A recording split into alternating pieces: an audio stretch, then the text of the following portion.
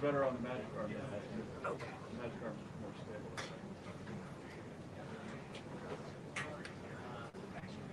There you go. Yeah, you can do it.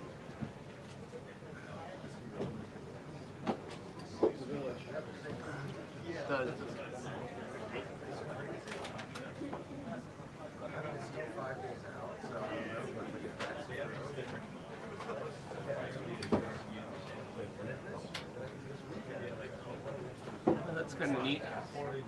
Do you ever press that little trigger button? I read everyone. Every single art. Oh yeah, but that's good.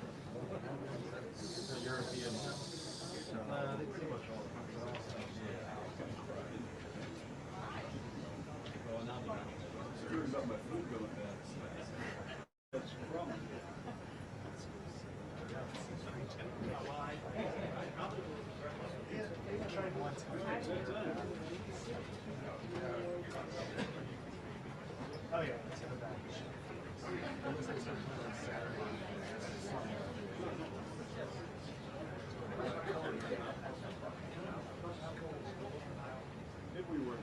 Abe, could you stand back over there?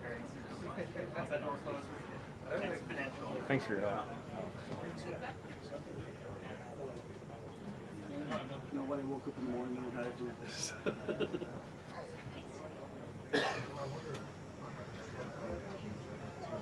Where we're even looking. I mean, do you want the back of his head in focus, or you want the No, like when I zoom in. It's hard doing this thing backwards. Yeah, you set that backwards, it's very difficult. Because I find it really hard. Oh, I can see the feet meter here. How many feet is that? Like 5? 6. Wingspan. Yeah, That's 6 feet. Yeah, that's it. It's at 5.7 focus and 2.8. Now that's brave. Yeah, I want to be brave. I never. This doesn't really matter. I never do 2. Never. Never ever. It's still for that reason. It's pretty bright in here. Because he's going to lean forward when he talks, right? Well, he moves around. Yeah. You know, I mean, I'm not telling you. It's It's going to be in the back of his head anyway. Yeah. Everything will be pushed through. No. It's a 2.8 at 6.3 feet. Okay. yeah. Do you want the back of his head in focus, or do you want the room in focus? Oh, that's also a good point. I was going to do the back of his head, but I think the room's... The back of his head ain't going to matter. That's why I would do like 4, 5, 5, 6, so that you have him and most of the room. I hate this lens because it's not as nice as all the primes that I use.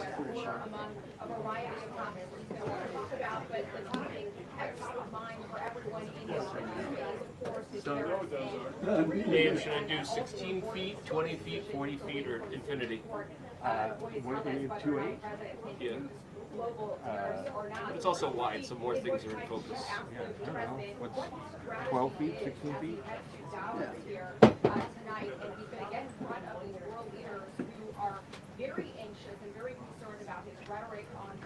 Okay, it's at 16. It still looks like you're relatively in focus with the red lines over you. It's going to be a full frame. If you're eligible. What? I said it's going to be a full frame. If you're eligible. I am if somebody puts it on their paper. You want the ladder right there in the middle, Lynn? Is that what you've been asking for this whole time? Maybe we get him to stand on the ladder? Not with that end. All right. Thank you. I gotta get a new lens now. Thank you.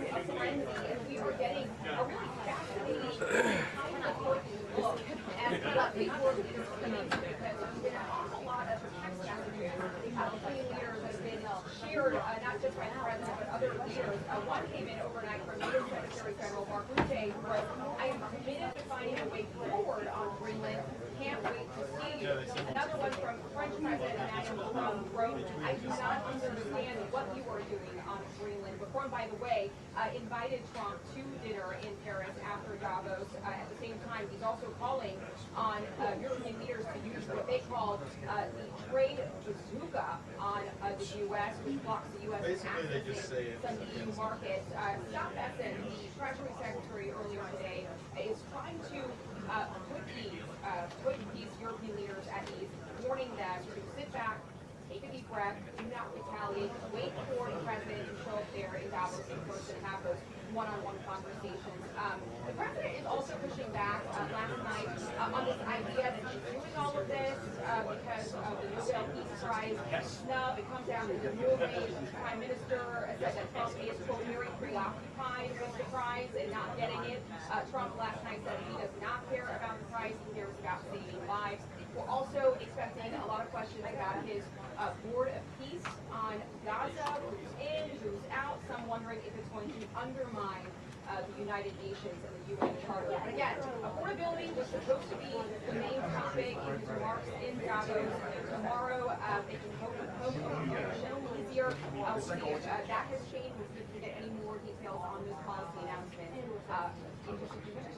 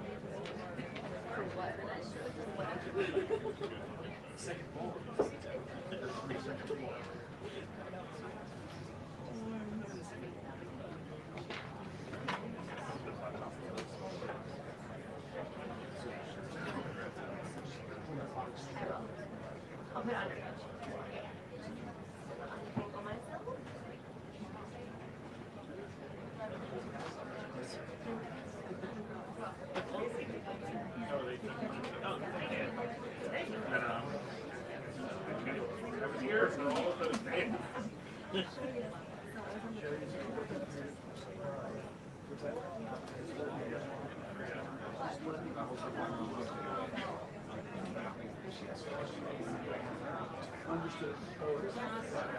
Probably.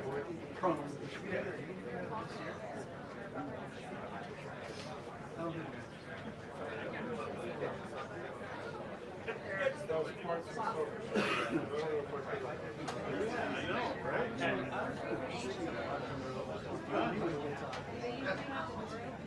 No, it's just because of all the traffic. Because of all the traffic coming in and out.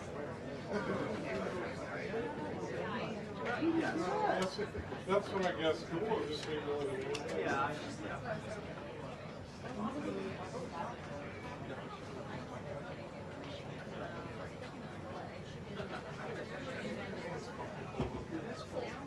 Oh, it's not cold. It's cold.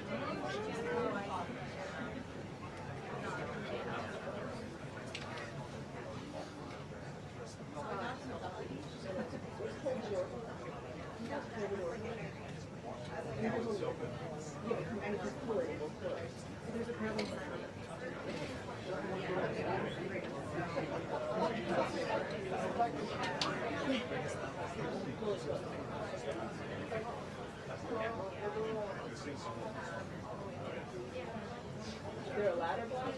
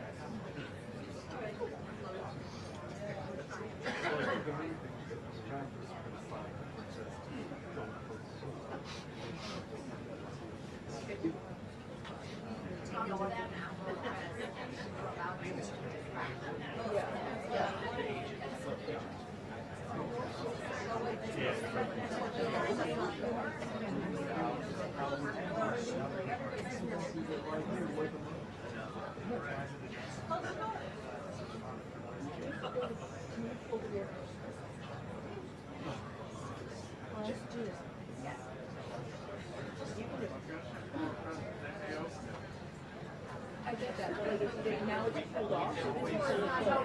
They can always open it back up. You're not gonna pull it up. Thank you.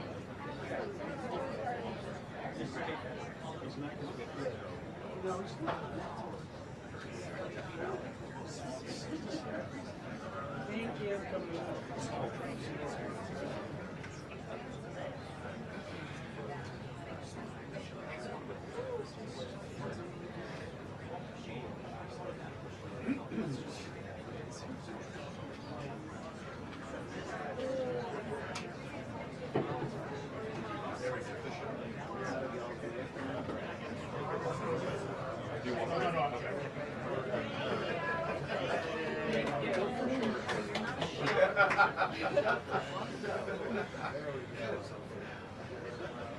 Easy now.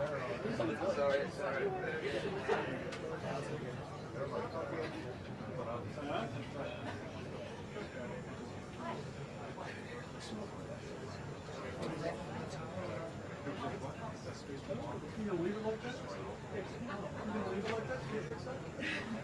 Thank you. Oh, it's warm.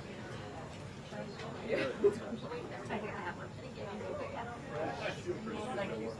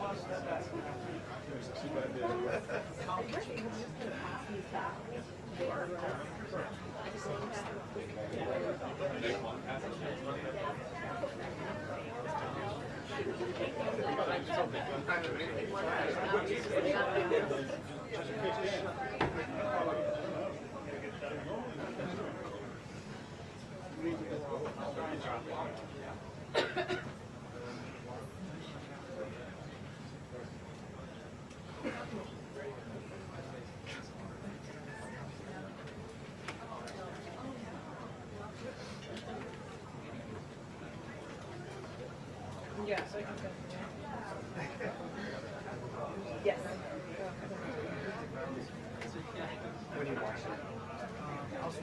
It's so hot. Can we open the door? I'm gonna roll this up like I do with my dog. Same. Not in here. It's the only place where we don't. Oh, so hot.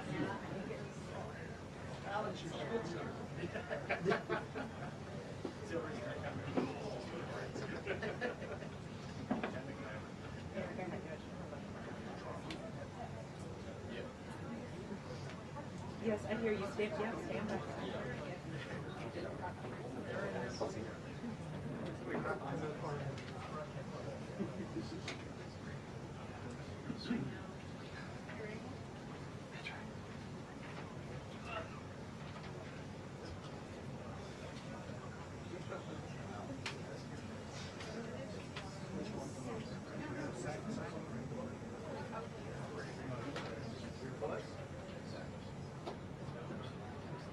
Thanks.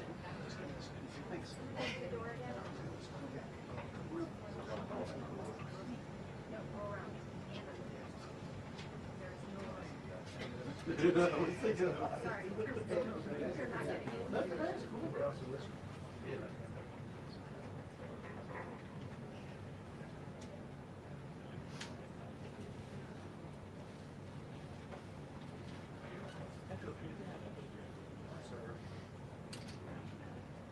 That's amazing.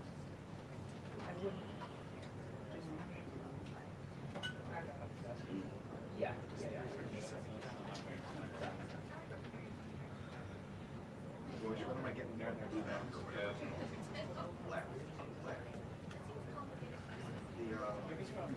The great leaves.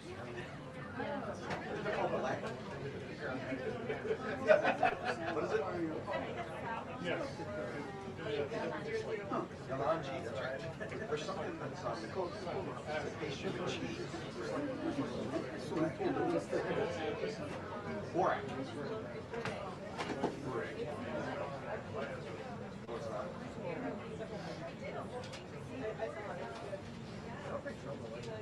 Right. Yeah. They ran out of grape. You guys ran out of grape very quickly. That was a problem. They're very good. Dorsey Church. Remaining church. What do they do?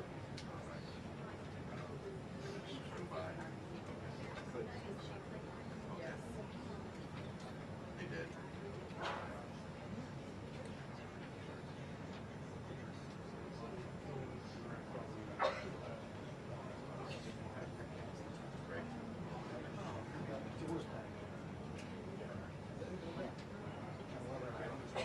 Did you say Borat?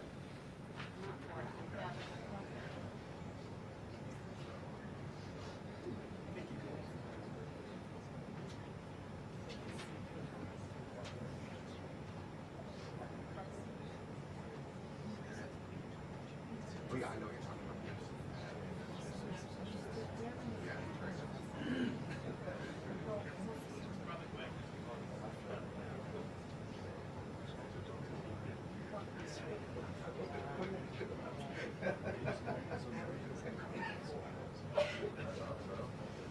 She was over there once. You gotta give her credit.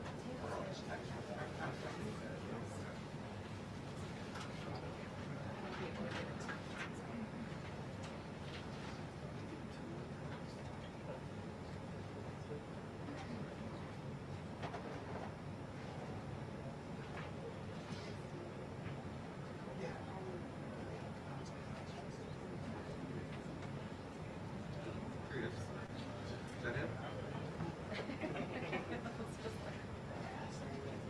Yeah. Go. Yeah, I appreciate it. We just got Big ol'.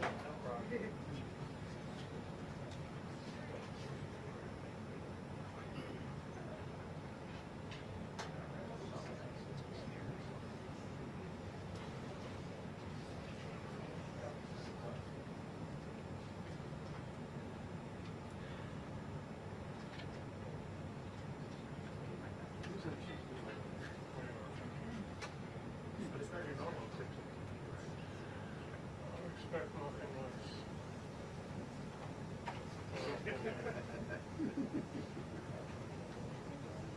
Say that again.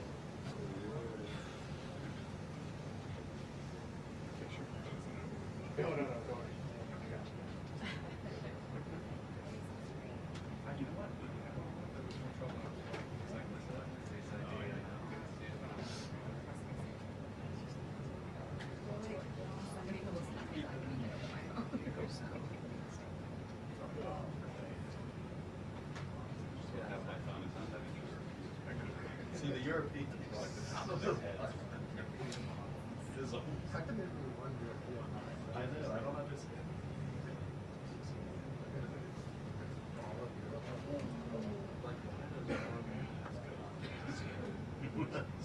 Subscribe. We got this guy. He knows that.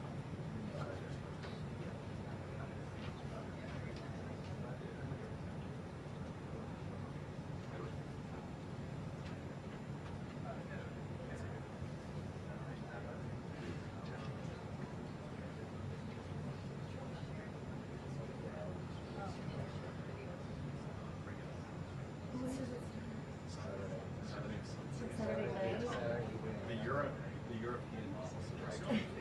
Sweet. I don't know how.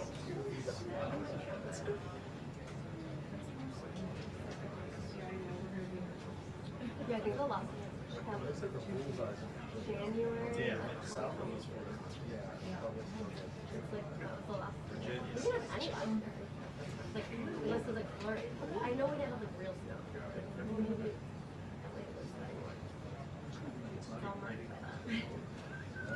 I mean, I guess it was so. Yeah, Jessica doesn't put her down. I'm sorry. Never had that stuff. In America. We just did this.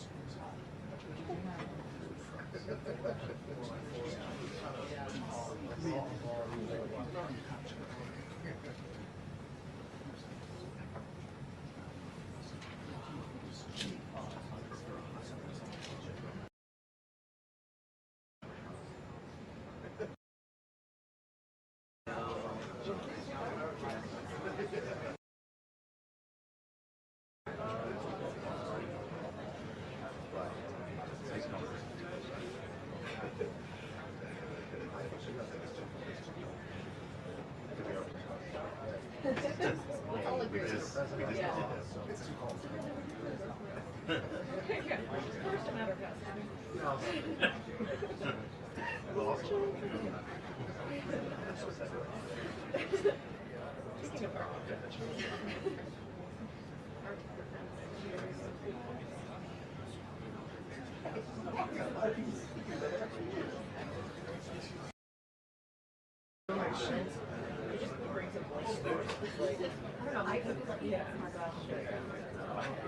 Everybody is coming up. You know,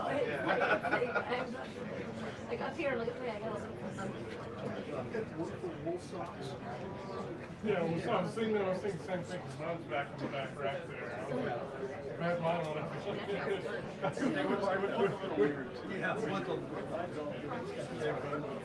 Yeah, I took my fur off. But yeah, mine's about big giant. Down the street. Ridiculous.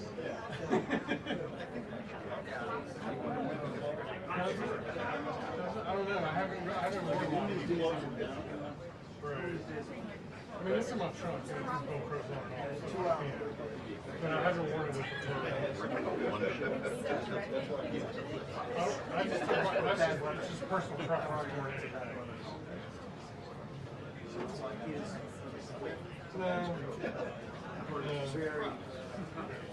I thought they said per kilo. Sure. I'm sure, yes. 100% polyester fur. 100% natural polyester.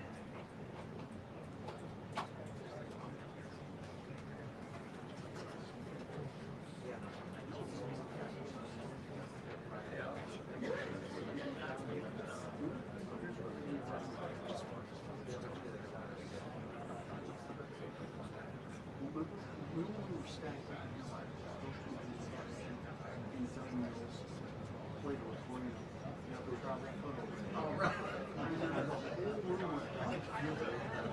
What? Musk? That was good, yeah. Oh, it was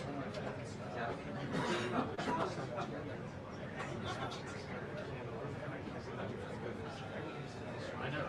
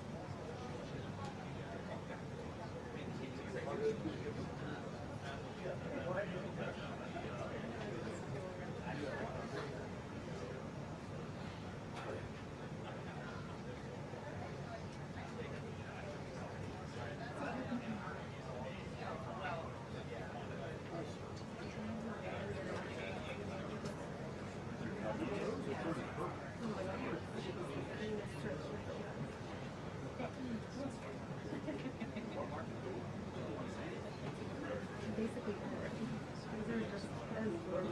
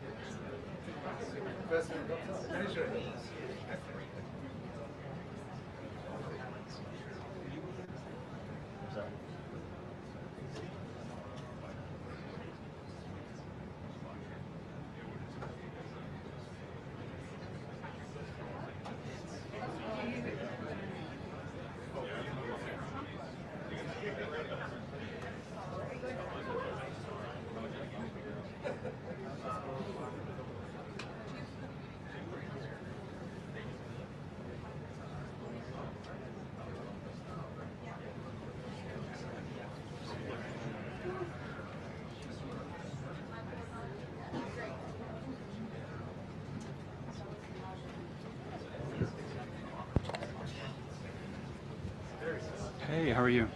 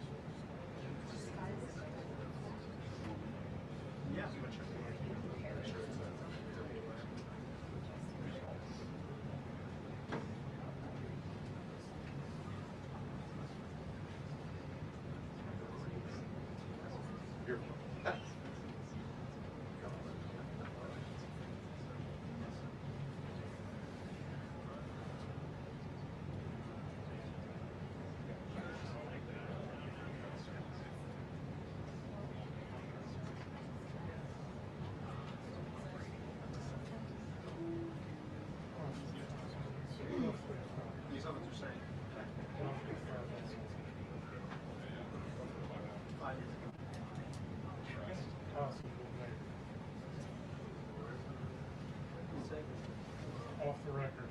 Off the record. We'll keep you careful.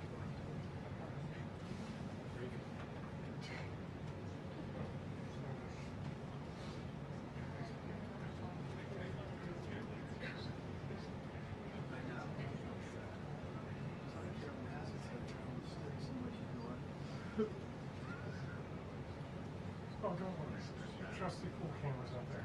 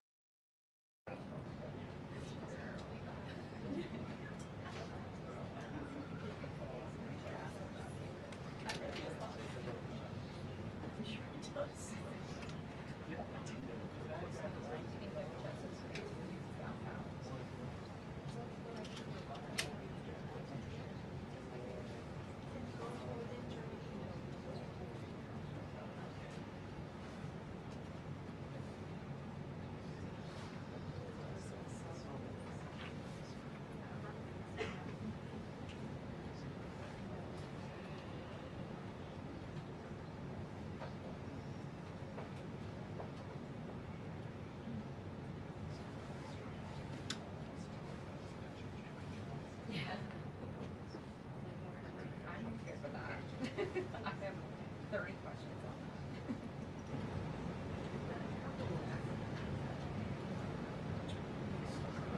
How will the tree pursue that act?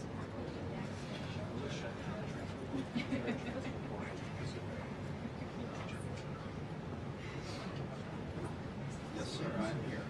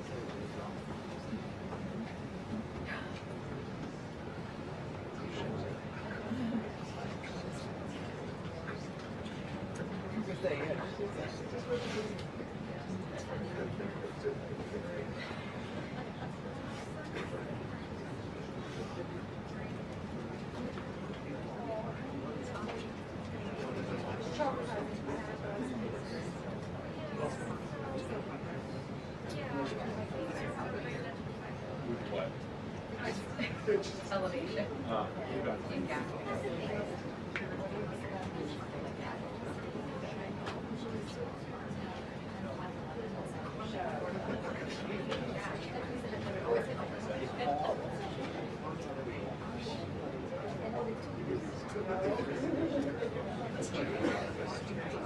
Oh my God, they're like,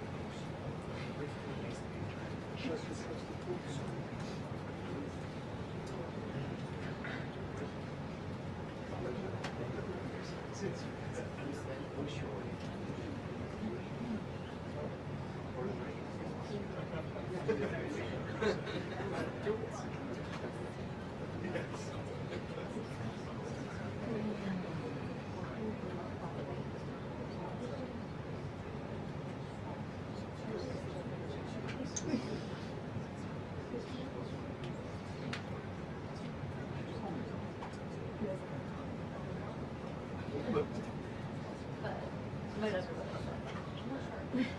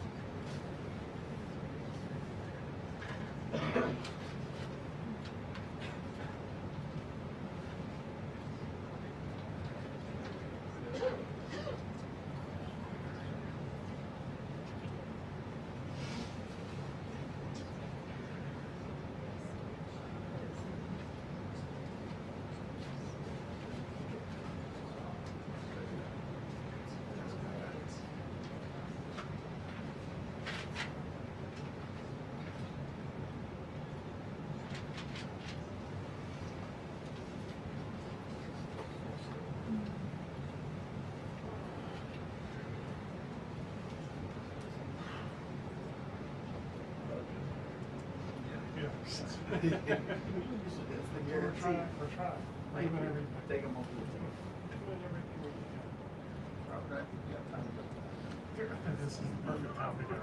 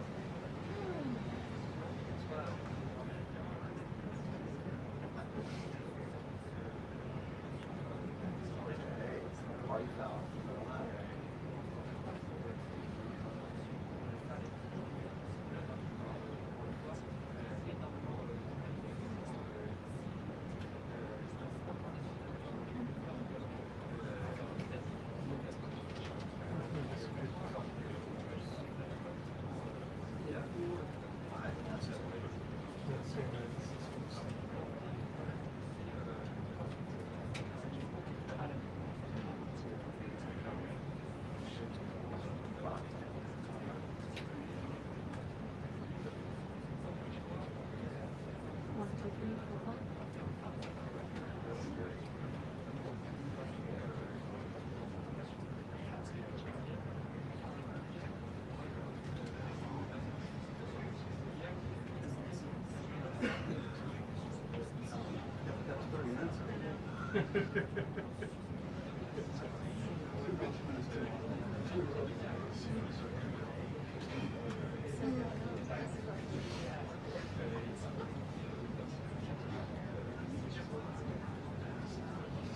Just go that way.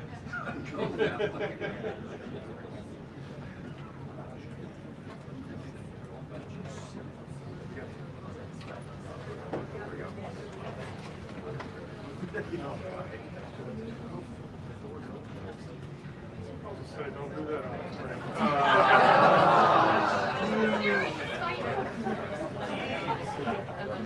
2-minute warning. Yep. the official 2 minute. Yeah, they just sent it to the future. That too.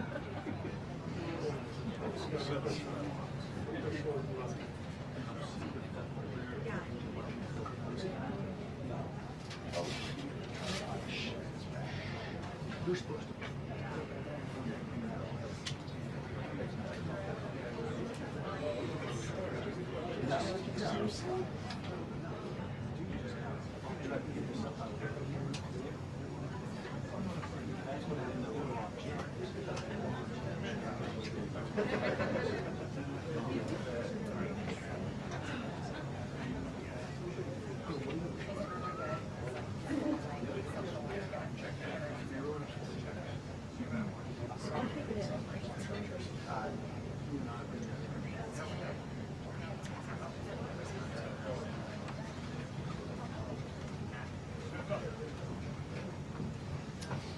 Wow, that's a big crowd. It's a lot of people. I think it's like a record. So these are accomplishments. We have a lot of accomplishments. And as you know, this is the anniversary, first anniversary, January 20th. And it's been an amazing period of time. We have a book that I'm not going to read to you, but these are the accomplishments of what we've produced. All page after page after page, individual things. I could stand here and read it for a week and we wouldn't be finished. But we've done more than any other administration has done by far in terms of military, in terms of ending wars, in terms of completing wars. Nobody's really seen very much like it. I think it's appropriate that because Minnesota is so much in the fray, and I say to my people all the time, and they're so busy doing other things, they don't say it like they should. They're apprehending murderers and drug dealers and a lot of bad people. And these are just some of the more recent ones that we have. And I can show you some of the people. Vicious, many of them murderers. These are all out of Minnesota, just Minnesota. I say, why don't you talk about that more? Because people don't know. Do you want to live with these people? International murder. These are people that are living, they're apprehended and either put in jails in their country from where they came, and the countries respect us, and so they actually put them there. In the old days, they didn't respect our country. Biden wouldn't do this because he let them all in. You know, if you didn't have open border policies of Biden, none of this, all of the things that all of the time that we spend talking about Minnesota and everything else, most of them are coming from out of the country. And it's been caused by a previous administration. Look at this, one after one. Boy, these are rough characters. These are all criminal, illegal aliens that, in many cases, they're murderers, they're drug lords, drug dealers, they're the mentally insane. There's some of them who are brutal killers, they're mentally insane. They're killers, but they're insane. These are just in Minnesota. California, it's worse. In other states, it's worse. No, Minnesota, the crime is incredible. The financial crimes are incredible. And the problem is because of the agitators and insurrectionists, whatever you want, troublemakers, but they're paid agitators and insurrectionists. Nobody talks about the fact that $19 billion at a minimum is missing in Minnesota, given to a large degree by Somalians. They've taken it. Somalians, can you imagine? And they don't do it. A lot of very low IQ people, they don't do it. Other people work it out, and they get them money, and they go out and buy Mercedes Benzes, and they come from here, they have no money. They never had money. They never had a life. They never had a government. They never had a country, because there's basically no country. Somalia is not even a country. They don't have anything that resembles a country.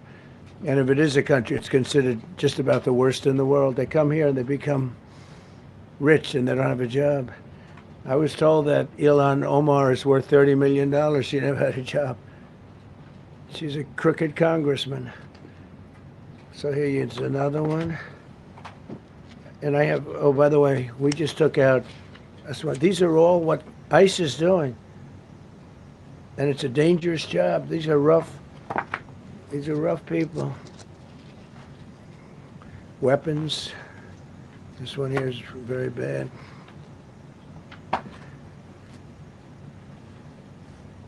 I'm going through this because I think we have plenty of time. I'm going to beautiful place in Switzerland where we'll be, I'm sure I'm very happily awaited for. In Switzerland, they don't know about this. They don't have this problem. They have other problems, but they don't have this problem. Look, killed somebody.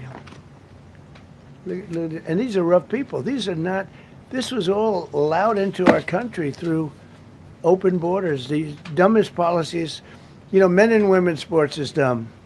But to me, having an open border for the world to come in, drug dealers and prisoners, Venezuela, as an example, opened their prisons into the United States. That's why one of the reasons I felt so strongly against Venezuela. Now I'm loving Venezuela.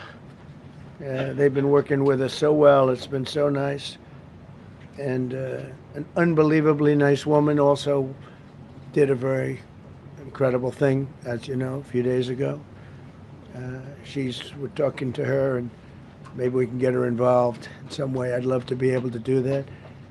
Maria, maybe we can do that. But we're dealing with the people and the president and all of the people in Venezuela, and we've been doing great. The oil companies are getting ready to make massive investments there. They have more oil than even Saudi Arabia. There you go. These are rough water. This is all Minnesota, every one of them. This is one state out of many. And these people are, let's see, yeah, these are all, so far, people that came from outside of the country. They were allowed in by Sleepy Joe Biden, Crooked Joe Biden, whichever you like. You can call him whatever you like. They're both right. He's sleepy and he's crooked. He was the worst president we've ever had. And we've had some bad ones, too. I can tell you, all you have to do is look at trade. You're not getting bored with this, right? I hope you don't. But these are people that you have to see. Strong-arm rape, aggravated assault with a weapon, and many other crimes.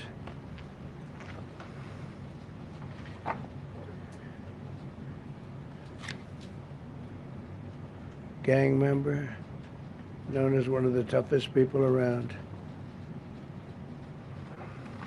These are tough people.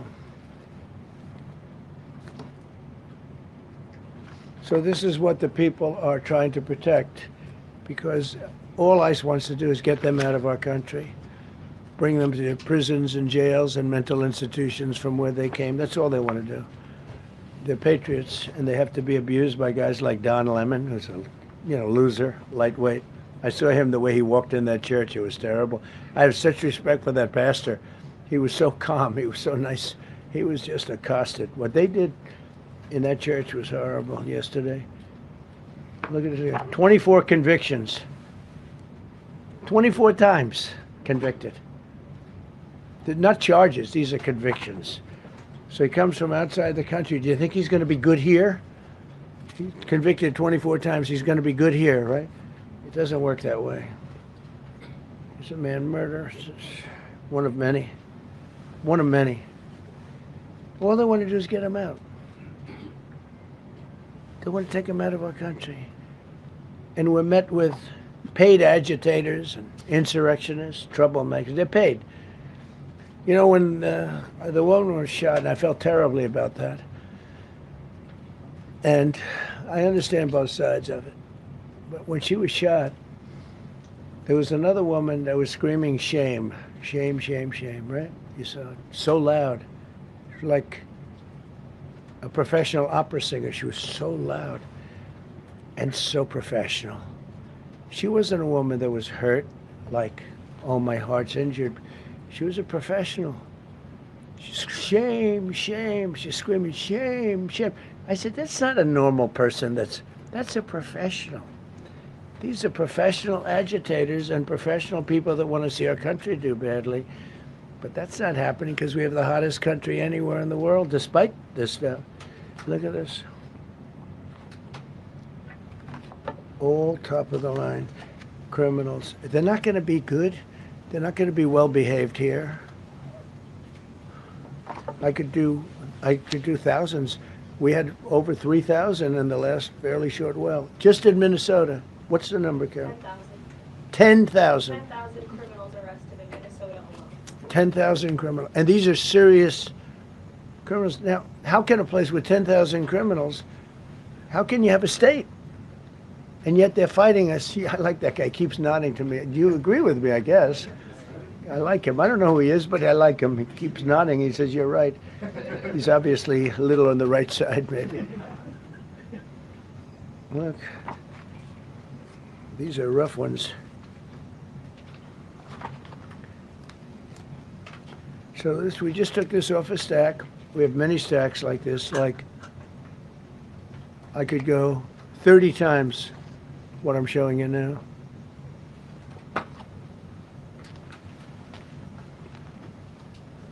Relations with Hezbollah, that's nice. Why do we allow them in our country? I'm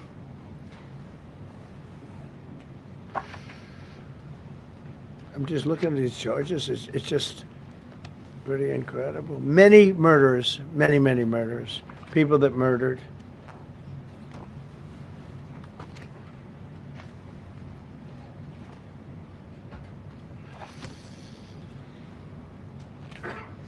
So what ICE does, and Border Patrol is incredible, too. I mean, Paul Perez and that group is incredible. Mostly Hispanic, by the way. They're like 60% Hispanic. You know, they talk about Hispanic. They're mostly Hispanic, right? And they're unbelievable people. And then they say, oh, we discriminate against. I love Hispanic. They are unbelievable. Entrepreneurial. They have everything. I did great. I did the highest. Nobody ever got numbers like I got from the standpoint of being a Republican. But even if you look at Texas, I won the entire border along Texas, between Texas and Mexico. It never happened before. Nobody's ever done that before. I did it. As a Republican, I did it. I love the Hispanic. And they accuse us of all sorts of things. 60% of the people we're talking about, they're the best people we have, and they're Hispanic. The Border Patrol is largely Hispanic. ICE is largely Hispanic. They're unbelievable people. I don't know how they can take the abuse. They're taking rough people like this, like all of them. We have 10,000 at least. I could have done 10,000 of them. You're lucky I only did like 100. And this isn't even the worst of the group. They have murderers. They have some people we can't use their picture for legal reasons, but they're up for murder in their own country. And we jeopardize their case. When we send them back and we coordinate with other countries. A tremendous amount of work. All allowed in here by an open border policy of the worst president in the history of our country. A man that didn't win the election, by the way, it's a rigged election. Everybody knows that now. And by the way, numbers are coming out that show it even more plainly. We caught him. We caught him. So I just want you to know that it's a terrible thing. Here's the book on accomplishments. And this is something, ooh, I'm glad my finger wasn't in that sucker. That could have done some damage, but you know what? I wouldn't have shown the pain. I would have gone back. Boy, did you hear that? That was nasty. But I would not have shown the pain. I would have acted like nothing happened as my finger fell off. That was a nasty. I think somebody did that. I think it was him. It was my man. How were you? You didn't do it. I know you did. I know you didn't. So, but here's the book. These are all things we have. I'm going to read a few of the samples, but look at this. These are all, each line is something that we did. Nobody did that before. And it's big stuff, too. Look, we have the hottest country in the world. So, I will read you a few. We ended Biden's stagflation. We were in stagflation. That's a disaster. That's far worse than inflation. As you know, he had the biggest inflation in the history of our country. They say 48 years. Pick your choice. But they had the biggest inflation in the history of our country. We have it right down to a normal number now. We're going to get it even a little bit lower. Created super high. What we've done with growth is incredible. We created super high economic growth, and America is booming. It's booming. There are thousands of businesses right now that are being built. Many of the biggest factories in the world are being built right in our country. They're not going to other countries. They're leaving other countries. Fourth quarter GDP is on track to pass perhaps much more than 5% growth, and that's despite the fact that we had a Democrat shutdown. They shut down our country, and we had 5%. Nobody in this room has ever heard about 5%. I think it could be 20% if we do it right. If we don't, every time we have good numbers, they raise interest rates.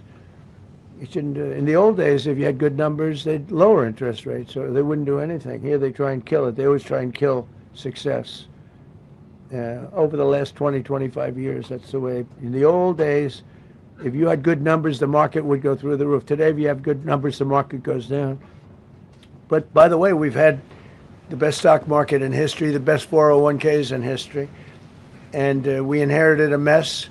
The numbers that we inherited were way up, and now we brought them, almost all of them, way down.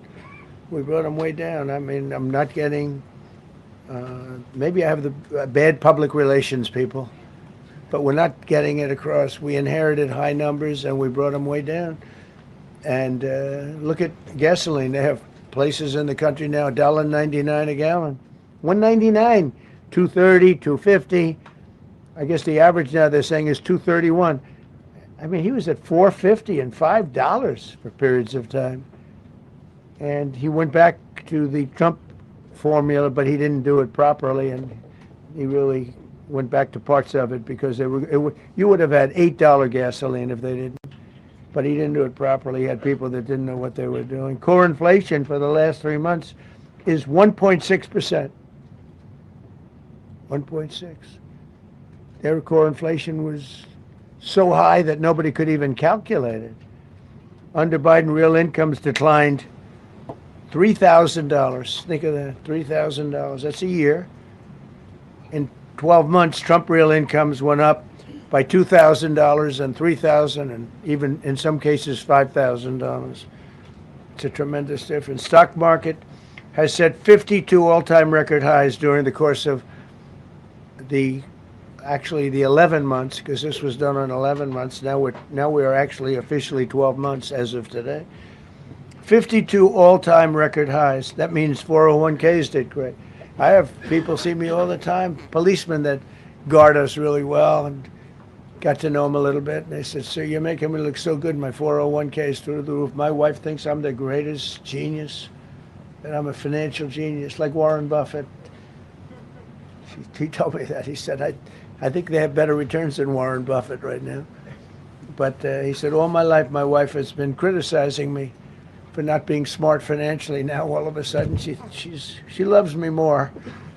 But we added $9 trillion in value to retirement accounts, saving many people. I mean, they were going out of business.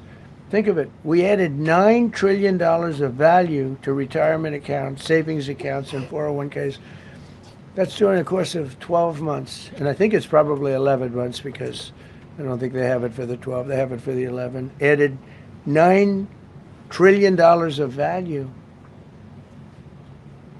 Lifted more than 1.2 million Americans off food stamps in 1 year. They would have had another 1.2 million. We would have had, welfare would have gone up. And instead of investing $18 trillion in our country, now it's probably more than that, but $18 trillion and having thousands of plants being built all over the country, you would have had thousands of plants closing all over the country. And you would have had disinvestment, and you would have had welfare going way up. You know, if you look at SNAP, take a look at SNAP, what happened with that? It was at $7 billion, and it came out to over $51 billion. Nobody has ever seen anything like it. The past administration, they had no clue. Or they were really bad, but they basically had no clue. But they did have a concept. I mean, they're still trying to sell the idea of men playing in women's sports. You saw that in the Supreme Court. I mean, some of those justices were fighting for them, too. They were fighting for them. But you saw that just the other day in the Supreme Court. Men playing in women's sport doesn't work. Secured a record-breaking $18 trillion in commitments for new investments. Apple, NVIDIA, SoftBank, Oracle, TSMC, Johnson & Johnson, Eli Lilly and Company, Micron, AstraZeneca, General Motors, Hyundai, Ford, Honda, GE Aerospace, many, many others. I left a Ford plant a week ago in Michigan that they were going to close 2 years ago, and now they just announced that they're going 24 hours around the clock making cars. Tariffs did it. I don't know what the Supreme Court's going to do. I think to me it reads so plainly. Couldn't be plainer.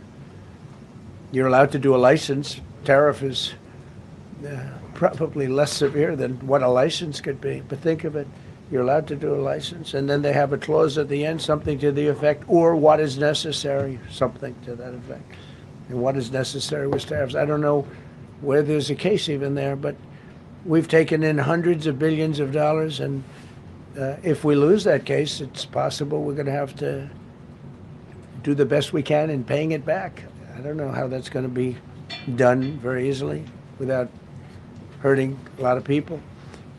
But we're waiting for that case anxiously, and we have tremendous national security because of tariffs and tremendous income. You know, we have, and by the way, no inflation. So everyone said, oh, tariffs will cause inflation. We have no inflation. We have very little inflation. Biden had inflation, and he didn't do tariffs. We had a huge problem. We have a 62% reduction in our trade deficit. So if you had a 1% reduction, a normal president would have a 1%, 2% reduction. Everybody would be high-fiving. Had a 62% reduction. Next year we won't have a trade deficit. We secured most favored nations agreements to slash drug prices by as much. And to me, I think this might be the biggest thing of all. We get zero talk about it. The New York Times had a story way in the back of the paper, a little story about it.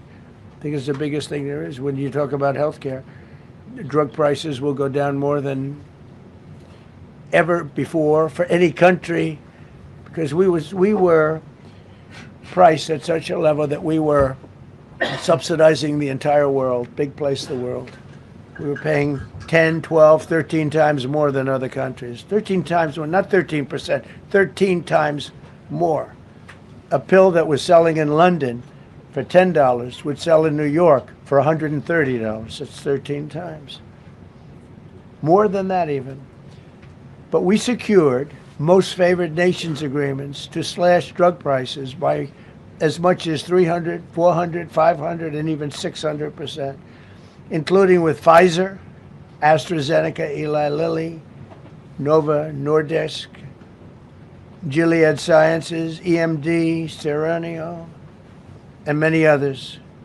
If you look at some of the prices that are coming down, where a price would come down $1,300 coming down to $87.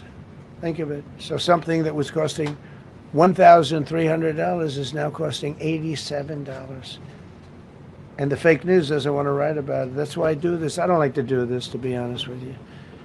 But I do it because got to get the word out. We signed one big, beautiful bill. I call it the Great Big Beautiful Bill, delivering the largest tax cuts in history. No tax on tips, no tax on Social Security, no tax on overtime. We made interest on car loans tax deductible for U.S.-built automobiles only. So if you buy an automobile built in the United States, we're not doing it for Germany and Canada and different places. We're doing it only if it's built here. We want them to be built here. A lot of the Canadian auto plants are closing and they're moving into the United States. Same thing with Mexico, same thing with Germany, and same thing with Japan and other countries. They're moving into the United States because of tariffs. Because they don't want to pay the tariffs. It's too much. They can't pay the tariffs. So they're coming here. Nothing different than what other smart countries did. But it works better for us. Under my leadership, it's not done properly, but it's done properly. We have, again, more plants being built than at any time in the history of our country. Passed the largest spending cuts in American history, and that was true in my first. We had a tremendous first term also. We rebuilt our military. We had one of the best. We had the best economy in the history of our country, but we're blowing it away now. When this stuff starts opening up, you're not going to see anything like it probably ever again.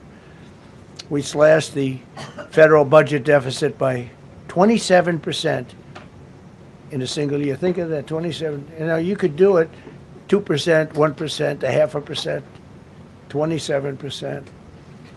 And that's with all of the things we have to do, all of the people we have to put on the payroll to get rid of people that are murderers. Again, when you see people in Minnesota that are murderers, these people are fighting to keep them there. And I say to Christie and to Tom Homan, the great people, they're working so hard. Look at the border. The border is now secure. First time, Biden said you couldn't do it. You need legislation. I had no legislation. I said close the border. Within 1 month, we had almost nobody coming in. Now for the last 8 months, nobody came into our country illegally. And I find that hard to believe because you'd think somebody, because it used to be millions of people just poured into our country. And the people that do that are Democrat sort of aligned. So, they're not doing me any favors. We had nobody come in. We have a very strong border. We have very few people coming up. They're not going to make the trek because they know they probably won't be coming in. So it's not as hard as you think. But I didn't have to go back. Remember, they said, we need legislation to close the border. They had millions of people coming in a month. We have nobody coming in, and we're getting the murderers out. Murderers, people from prisons and jails. Many countries opened up their prisons and dropped them into the United States. Those are the people we're getting out. And we have a lot of heart. And I said, you got to lighten up on this. We have a lot of heart for people. They came in illegally, but they're good people, and they're working now on farms, and they're working in luncheonettes and hotels and all. And we're looking to get the criminals out right now, the criminals. And I think it's very important. Every once in a while you see a story, we take somebody. He should be out because they came in illegally. So in theory, they should be. But we're focused on the murderers, the drug dealers, the mentally insane. We have a lot of mentally insane killers. You can't even talk to them. It'd be nice if you could have a little reason, but you can't even reason. These are seriously ill people. You have a couple of countries where they were loaded up. Their mental institutions and insane asylums were loaded to the gills. They couldn't get. They're empty now. But they're filling up because we're bringing them all back. We know where they came from. And every country accepts them. Under Biden, they wouldn't take. They had so little respect that they'd bring them there, and they wouldn't take them. They said, get the hell out of here. They would be bringing a plane in to land in a country, and they'd put 5 planes on the runway so you couldn't land the plane. So they'd come back with the people that they were bringing back. They don't do that with me. They do that with me, they have problems. They don't do it. They accept them back. They're not happy about it, but they accept them back. Cut a record number of regulations. I promised to eliminate 10 old regulations for every one new regulation. Instead, we cut 129 old regulations for each one added. Think of that. I wanted to do 10. In my first 4 years, I did. When we put on a new regulation, you had to cut 8. This year, I said you have to cut 10. Instead, we cut 129. So every time, so far, can't remain like that, I don't imagine. I hope I can, because we have so much wasted regulation, stupid regulations. Regulations where they go by California, which is a disaster state, with a governor that truly is doing a bad job. He's killing that state. If he ever ran the country, this country would be Venezuela very quickly. Using tariffs slash the U.S. trade deficit by an incredible 77%. The trade deficit is down, and that doesn't include the last month where we had our best month. We slashed the trade deficit by an incredible 77% in 1 year with no inflation, something that everyone said could not be done. So we had essentially no inflation. In fact, the last month we had almost no inflation. But we slashed the trade deficit by 77%. If you slashed it by 1%, that was good. Again, we did that with tariffs and intelligence. We did that with November 5th, great election. We secured historic trade deals to reduce barriers on U.S. exports with countries covering 40% of all U.S. trade. Think of that. American exports are up by more than $150 billion this year. People said, oh, we're not exporting. All we do is buy. If you keep buying, you're not going to have a country for very long. So we increased exports by more than $150 billion. Investment in American factories is up 41%. That's a record. Nobody goes 41% up. You go 2% up, 1% up. You go down by 3%. If Kamala got elected, the 41% up would be 41% down. We removed over 270,000 bureaucrats from the federal payroll. That's another thing. So we have, we announce our unemployment numbers, call it unemployment or employment. And they were very good, but we could make them great. But we've slashed tremendous numbers of people off the federal payroll.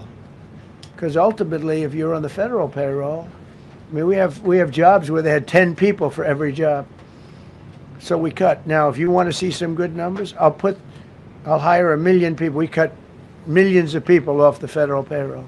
I don't like doing that, but the good news, I don't feel badly because they're getting private sector jobs and they're getting sometimes twice as much money, 3 times as much money. They're getting factory jobs. They're getting much better jobs and much higher pay. But all I have to do is say, like, what the Democrats do all the time. They hire 1 million people and then they hire another million. They load it up and it says, oh, they only have a 3% unemployment rate. It's a fake rate.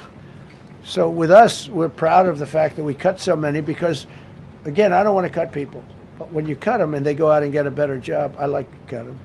And sometimes they have to be forced to do that because, it's like they want to stay where they are. They don't know. And then all of a sudden they end up, we have many cases, Karoline, where people were devastated. They hated Trump.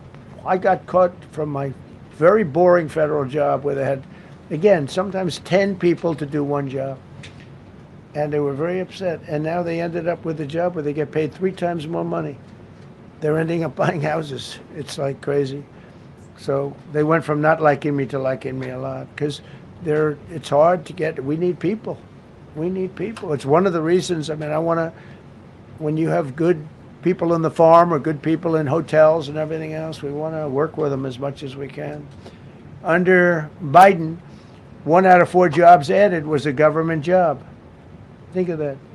So 25% of the jobs added. That's when you know that, that's 25% of the jobs aren't real jobs. But again, I could do that. I could add 2 million jobs right now, would have an unemployed. I could say just hire some more people. I do the opposite. I say get rid of everybody that's unnecessary because that's the way you make America great again. When you have you know, all these jobs where people are sitting around doing nothing and they get a lot of money by the government. It's no good. But that's what the Democrats do. They show, oh, we were at 4% unemployment. That's a good number. But they just add jobs, or they wouldn't cut. They would never cut jobs. Under Trump, 100% of all new jobs created have been in the private sector. Think of that. Now, 1% has gone to federal. So under Biden, 1 out of 4 was a government job. Under Trump, 100% of the new jobs created, 100% came from the private sector. That's how you make your country wealthy and strong and good. We inherited the worst border in history and turned it into the strongest border in history. Illegal crossings have plummeted to the lowest level ever recorded, down 99.999%. That means down 100%. 99.99. Now, we want to find out who that one person is. For 8 months in a row, zero, and these are government numbers, these are not my numbers. For 8 months in a row, 0 illegal aliens were admitted to our country. 0. Nobody came in, unless they came in legally. We have a big process for having people come in legally, by the way. A lot of people are coming in legally. They have to prove they love our country. They have to prove that they're not going to need welfare. A lot of things they have to prove. For the first time in 50 years, we are now seeing reverse migration, where because we're getting all of these illegal people out. People that came in illegally, in many cases they're criminals, in many, many cases. Remember when they used to say that the people that come into our country as immigrants are very nice people, they're wonderful people, they don't commit crime. No, they make our criminals look like babies.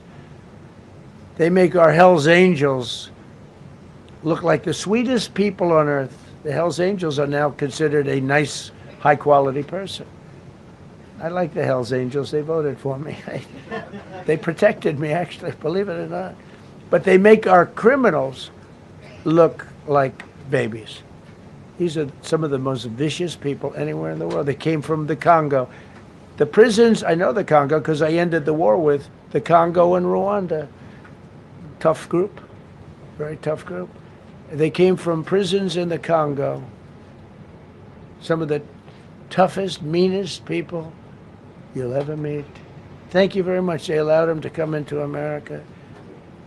These are tough people. Before my election, 100% of net job creation was going to foreign migrants. Since my inauguration, 100% of the net jobs created have gone to American-born citizens. That's a big thing. In other words, we're now taking care of our people. 100% of net jobs created have gone to the American-born people. Before that, we didn't care. Designated Tren de Aragua, MS-13, and the Mexican drug cartels as foreign terrorist organizations, and we've hit them hard. You've seen what we've done on the water. We're starting to do that on land. The land is much easier, actually. Water is incredible. We did that on the water so that when you do it on the land, they don't go to the water. Nobody's going into the boat business right now, I can tell you. 97% down drugs coming in by water. 97%. Nobody ever heard of that before. They heard 2%, 1%. It went up 2%. 97, and we're looking for the 3%. Who the hell are the 3%?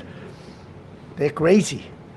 But we've taken out almost 100% of the drugs coming in by water. Now we're going to be very shortly starting drugs coming in by land. We know exactly where they're coming from. Removed tens of thousands of illegal alien gang members, drug dealers, murderers, child predators, human traffickers, fraudsters, savage criminals, and others. We removed them from our country. They're out. They're gone.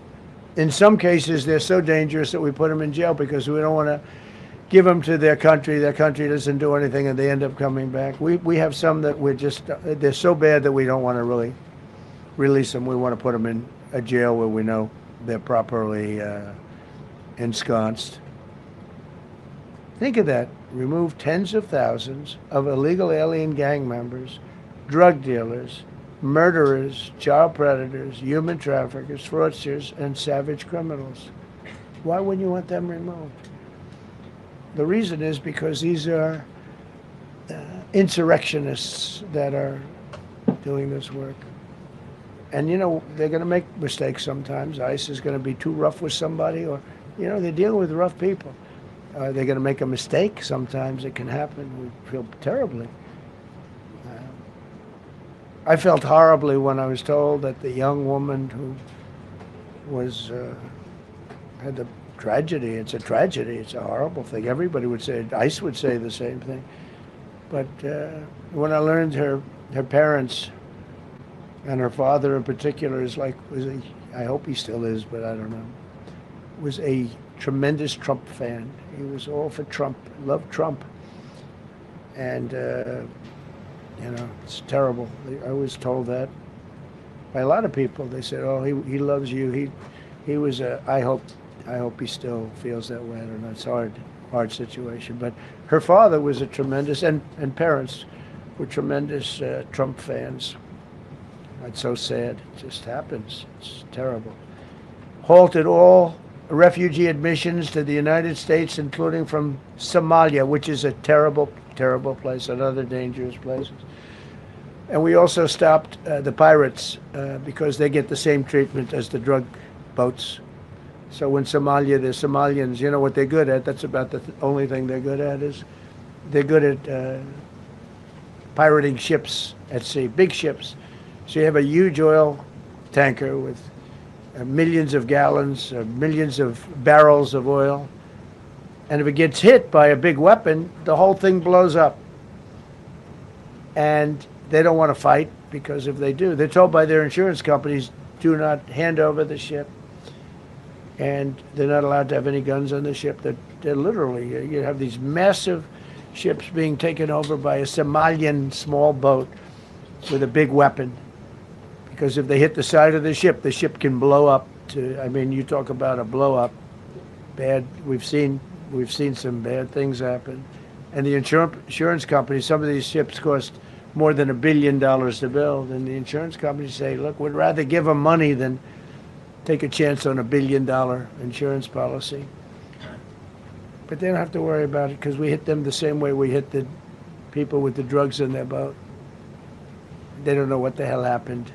But all of a sudden, there are no pirates at sea. Do you notice? We haven't had a boat taken in a little while. Came out of Somalia, really corrupt place. It's not a country. They don't have government. They don't have anything. I always hate to see this. Ilan Omar, she comes from Somalia, a backward country, probably the worst country. They say it's the worst country in the world, if it's a country. I don't even think it's a country. There's no organization, no anything. They don't have police. They don't have military. They don't have anything. They just have people running around killing each other and trying to pirate ships. But she'll come here, comes, and then she wants to tell us how to run our country. The Constitution says that I am entitled to this. I can't stand her.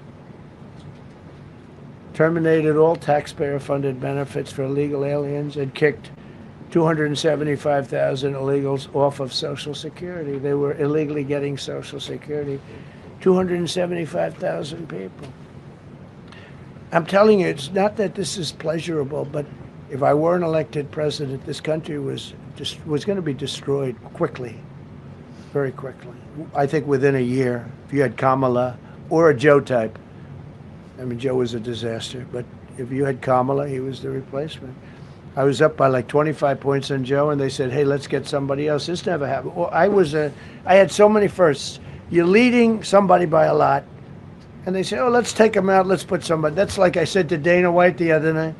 I said, you know, Dana, it's like you have a fighter, two fighters. One guy is winning by a lot, and they say, oh, let's take this guy out, let's put a new fighter in the ring with him. That's what happened to me. I was doing great with Biden. The whole campaign was against Biden. All the money was spent against Biden, and all of a sudden I got Kamala. Everyone said, who the hell is she? But that didn't work out too well for them, but never happened before. We are about lots of firsts. Designated English as the official language of the United States of America. We did that very powerfully. And while we're at it, we also took the Gulf of Mexico, and now it's the Gulf of America. Because we have 92% of the shoreline. It always bothered me. I'd say, we have most of the shoreline. Mexico has a small percentage, talks about 8%. We have 92%. And I said, why is it the Gulf of Mexico? It should be the Gulf of America. I was going to call it the Gulf of Trump, but I thought that I would be killed if I did that. I wanted to do it. I wanted to. My people worked so hard. Sir, I don't think it'll look too good. I'm telling you, it's a good thing. And it'll be hotter than ever, I said. No, but I decided not to do that. I'm joking, when I say that. I was not going to call it the Gulf of Trump. Because tomorrow it'll be, Trump wanted to call it the Gulf of Trump, but he was rebuffed by his people. My people don't rebuff me too much. The Gulf of Trump, that does have a good ring, though. Maybe we could do that. It's not too late. No, we have the Gulf of America now. It's great. Our country is proud for the attack on Venezuela, the attack on the Iran nuclear capability, wiped it out. I mean, first administration, Soleimani, the father of the roadside bomb, al-Baghdadi, the father of ISIS, who was rebuilding ISIS. We wiped them out. Done a great job. Signed an order that will end birthright citizenship for children of illegal migrants. That case is in court right now. That case was meant for the children of slaves. All you have to do is look at the years. Look at the years where the cases were filed and where the decisions were made. They were right at the end of the Civil War. They're trying to say that, in China's making a big business out of that. They come to the country, they have a child, the American citizen, they get all the benefits. It had nothing to do with that. That was for the children of slaves. And I hope the Supreme Court so rules. Designated fentanyl as a weapon of mass destruction. It is. We lost, I believe, 300,000 people this year. 300,000 people. That's like filling up one of those big football stadiums 5 times. It's not even believable. I mean, you could be in a war and you wouldn't lose that many people. So we designated fentanyl a weapon of mass destruction. Conducted numerous successful military strikes against narco-terrorists operating in our hemisphere, including the water strikes. Drugs brought in by ocean. So I told you that we're down by, close to 100%. It's hard to get somebody to pilot those boats. Very hard. They have to be people that don't watch television, don't read the news. And we just blew up their facility. They had a docking facility where the drugs were stored. And now we have a great relationship with Venezuela. We're getting along fantastically with the leadership in Venezuela, so we wouldn't have to do that. This was done before the attack. But we captured and brought to justice the outlaw dictator of Venezuela, Nicolas Maduro, who, through drugs, killed millions of people in our country. Tremendous drug dealer. Also sent millions of people into our country, including Tren de Aragua, the worst gang. They say it's the worst gang in the world. They took over parts of Colorado. They just take the apartment building. They just took it away. Just took it away like we're here. They cut the hand off one man because he called the police. Who called the police? I did. You took my apartment from me. Boom. No hand. This is what they sent us. Restoring law and order, new category. D.C. and Memphis, federal task forces deployed massive numbers of federal law enforcement officers and National Guard to restore safety. Crime down in D.C. is almost down to nothing. D.C. was a very, very dangerous place, and I think you probably know better than I do. I have a lot of people in the media thanked me for that, but some of them found it hard to thank me. But, D.C. is now, look how beautiful. D.C. is now, you can walk right from here to a restaurant, right through the center of town. You can be with your child, with your loved one, with your lover. Your lover's not going to be killed anymore, so you can act like a real lover.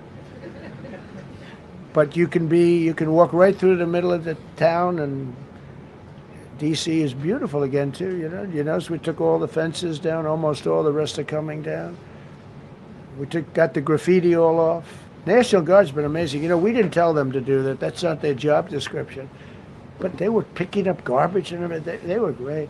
And I don't know. To me, a town, it looks better when you have military people. These are big, strong guys. The bad guys look at them and they say, "We're not going to mess around." But what they don't know is that we took over 2,000 people out, permanently out of D.C. These were career criminals. But I feel much better seeing those people there. I went in a couple of times and had dinner in D.C. I walked right down the middle of the street. I felt very safe. A year ago, I couldn't have done that. I would have been crazy to have done that. And Secret Service wouldn't let me do it. They weren't thrilled anyway, I will tell you. It wasn't like they were thrilled, but we did it, and it was great. But D.C. is a great thing. We have virtually no crime in D.C. anymore. And before we did this move, it was, and we could do the same thing with Chicago. You know, we brought Chicago down 25%, even though we just had a minimal crew there. We brought Wisconsin down. We brought Minnesota down, way down, even though everything's a fight, you know, because they want to keep those people that are lying on the floor. They want to keep those people in Minnesota, but they really don't. I don't think the real people of Minnesota, it's a very corrupt place, and the elections are totally corrupt. I feel I won it all 3 times. Nobody's won that state since Richard Nixon. It's a rigged state. And the Somalians vote as one group, even if they're not citizens, and they vote as one group, and you know, you get 600,000 votes against you. They all ought to get the hell out of here. They're bad for our country. Nationwide achieved the largest reduction in violent crime on record. So this just came out. Nationwide, over the last 11 months, achieved the largest reduction in violent crime on record, including the largest one-year drop in murders ever recorded.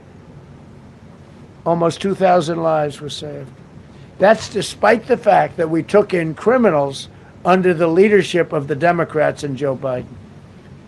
More motor vehicle theft is down by 100,000 vehicles nationwide. That's another.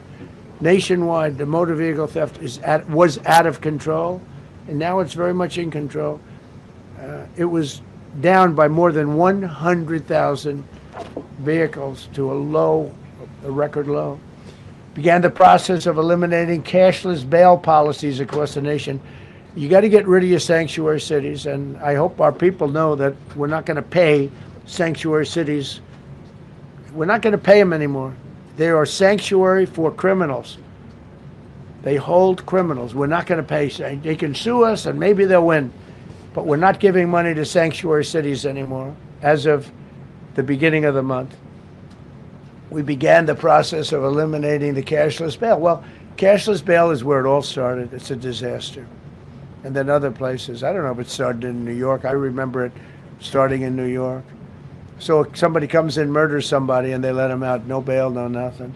Basically, cashless bail means you just get the hell out. And they go outside. We have one case where a guy murders somebody, gets released, and goes out and murders somebody. 2 people in one day. No, we got to get rid of cashless bail. They got to pay, got to have bail. There's a reason for bail. Long tested. Signed an executive order to bring back mental institutions and insane asylums. We're going to have to bring them back. Hate to build those suckers, but you got to get the people off the streets. You know, we used to have, when I was growing up, we had in my area in Queens, I grew up in Queens, we had a place called Creedmoor. Creedmoor, did anybody know that? Creedmoor. It was a big, I said, Mom, why are those bars on the building? I used to play Little League baseball there, a place called Cunningham Park. It was quite the baseball player, you wouldn't believe. But I said to my mother, Mom, she would be there, always there for me. She said, son, you could be a professional baseball player. I said, thanks, Mom. I said, why are those bars on the windows? Big building, big, powerful building. It loomed over the park, actually. She said, well, people that are very sick are in that building. I said, boy, I used to always look at that building and I'd see This big building, big tall building. It loomed over the park. It was sort of, now that I think, it was a pretty unfriendly sight.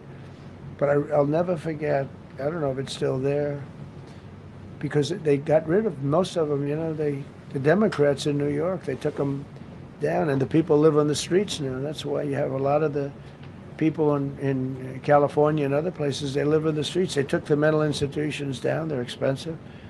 But I'd say, why does that building have those bars? Boy, it wasn't normal. You're used to looking at like a window.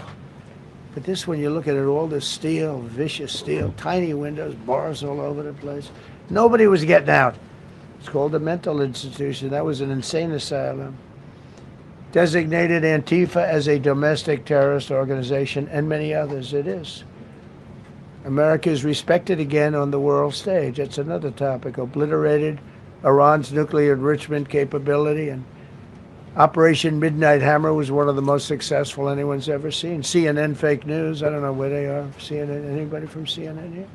Fake news. Nobody wants to raise their hand anymore. They used to argue. Yeah. Now, if you're with CNN, you don't raise your hand. But they said, well, maybe it wasn't that successful, which I really was angry because these pilots took their life in their hands. 2 o'clock in the morning with no moon, dead dark, guns shooting at them. They went in with those beautiful B-2s, and every single bomb went down an air shaft and obliterated it. And CNN came out and said, well, maybe it wasn't, by a scam writer who wrote, fake stories, a lot of fake stories on other topics, right? Because when we did it, we said, that's a terrible thing. The pilots came back and they said, we hit everything. They did a great job. Then on top of that, we launched from a submarine about 30 Tomahawks on top of everything else. The place was obliterated. CNN said, well, maybe it wasn't that bad. Turned out it was worse than it was. You know who could tell you that? The Iranians would tell you that.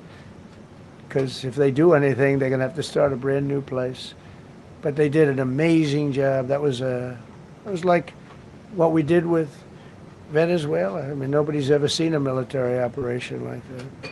Ended 8 unendable wars in 10 months. These were unendable wars. Cambodia and Thailand fighting for years. Kosovo and Serbia. The Congo and Rwanda. Pakistan and India, they were really going at it. 8 planes shot down. They were going to go nuclear, in my opinion. The Prime Minister of Pakistan was here, and he said President Trump saved 10 million people and maybe much more than that. They're both nuclear countries. Israel and Iran. Egypt and Ethiopia were going to fight over a dam, and I got them to stop. I still got to work it out, because they put a dam up in Ethiopia that stops the flow from a little river called the Nile. I always think of the Nile being in Egypt, beautiful Nile with the pyramids, but they put a dam up. You know who paid for the dam? The United States of America. It's the biggest dam, I think, in the world. They put a dam up. I said, how did you let that happen? Why would we have done that? We financed it. This country would. I don't know. Maybe it was a Republican president, but I don't think it was. I think it was a Democrat. But what a terrible thing. So Egypt basically is, they don't have enough water in the Nile. And they use that for a lot of things, including entertainment and travel and tourism and everything. I mean, I don't know. They got a big dam. I got to work that one out now, too. Armenia and Azerbaijan, President Putin told me, I cannot believe you settled that war. I've been trying to settle that war for 10 years.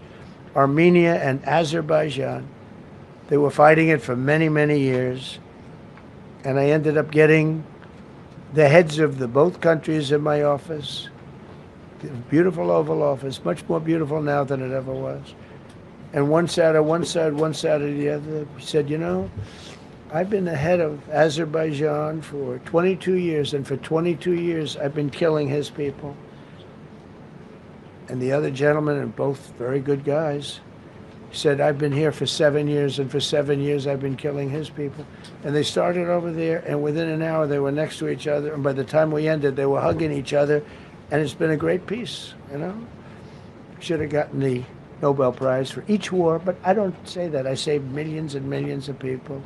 And don't let anyone tell you that Norway doesn't control the shots, okay? It's in Norway.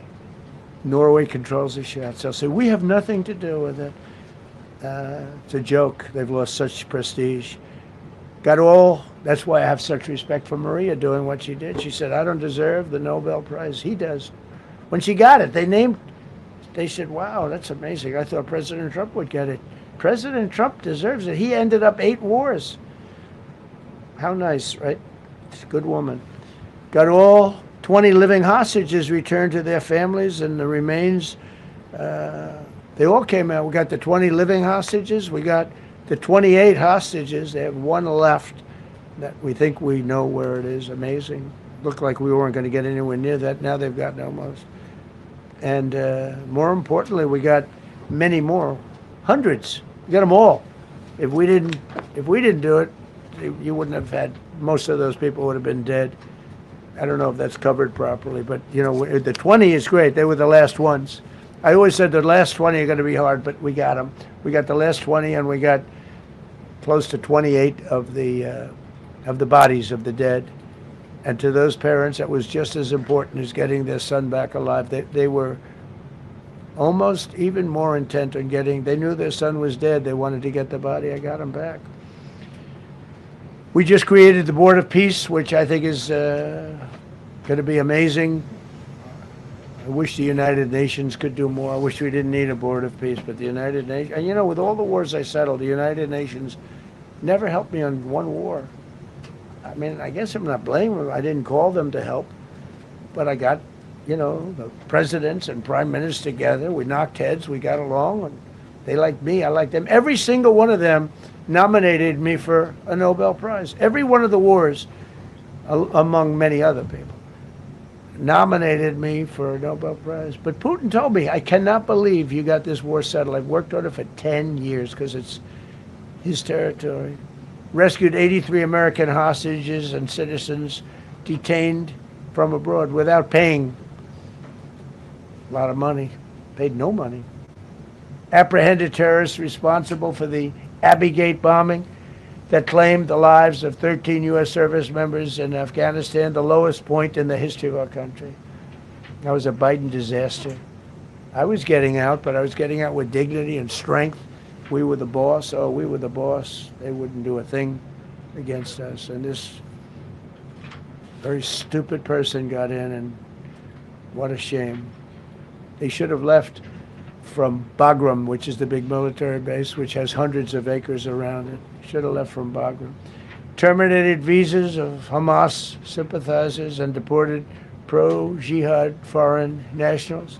Got NATO members to agree to raise defense spending to 5% of GDP from 2%, and they paid the 5%, and they didn't pay the 2%. And by the way, I did more for NATO than any other person alive or dead. Nobody's done for NATO. And I think for the most part, they'll tell you that. I think you could ask the Secretary General about that, but he said it a lot. I've done more for NATO than anybody, and I see all this stuff, but NATO has to treat us fairly, too.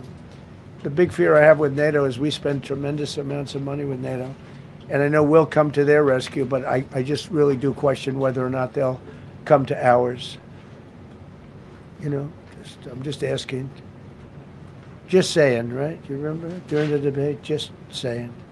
Signed $1 trillion investment in U.S. military. And next year, we hopefully will go to a $1.5 trillion. We're building battleships that are 100 times more powerful than the battleships of World War II, which are those big, beautiful things with the guns. I said, what about bringing them out of dry dock? They said, sir, what we're building will blow them away. Think of it. These ships are 100 times more powerful than the battleships that you see on Victory at Sea. Do you ever see Victory at Sea? What a great thing that is to watch. Renamed the Department of Defense into the Department of War, which everyone loves, by the way. Signed landmark critical minerals deals with Australia, Malaysia, Thailand, Ukraine, Japan, and many others. We're going to have so much rare earth. It's actually not that rare. Getting it processed is rare, but there's a lot of rare earth. There's a lot of earth around, I can tell you. withdrew from the corrupt World Health Organization where we were paying hundreds of millions of dollars a year.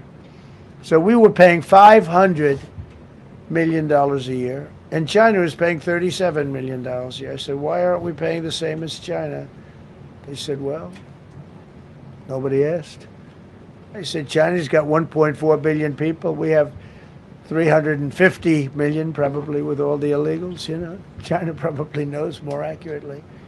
But we have much smaller in terms of the number of people. We have a much more powerful military, but we have much smaller. I rebuilt the military during my first term, by the way. And while they gave away a lot to Afghanistan, the Taliban, which was just horrible seeing them. Every year, seeing them do that military down some dirty street is a disgrace. But while Biden gave a lot of it away, it's a tiny fraction compared to what we did. I rebuilt the military, and now we're continuing to build it. And bigger and better. We need it. Peace through strength. But we withdrew from the corrupt World Health Organization. So I remember we were paying $500 million. They were paying 37 or 39 million. And I said, how come? So I withdrew, and they called, we'll give you the same deal that they had. I said, well, it should be less than that, because if they're at 37 and you have 3 times, 4 times the number of people, even maybe 5 times, I don't know. So it should be less, but I didn't want to chisel around.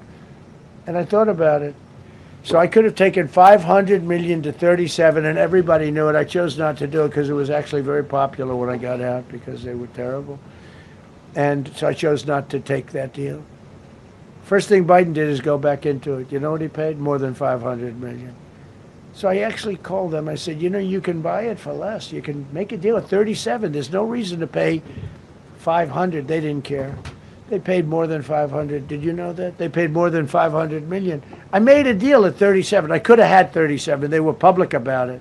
We'll give you the same deal that China has for 37. And they paid 500. They paid $500 million.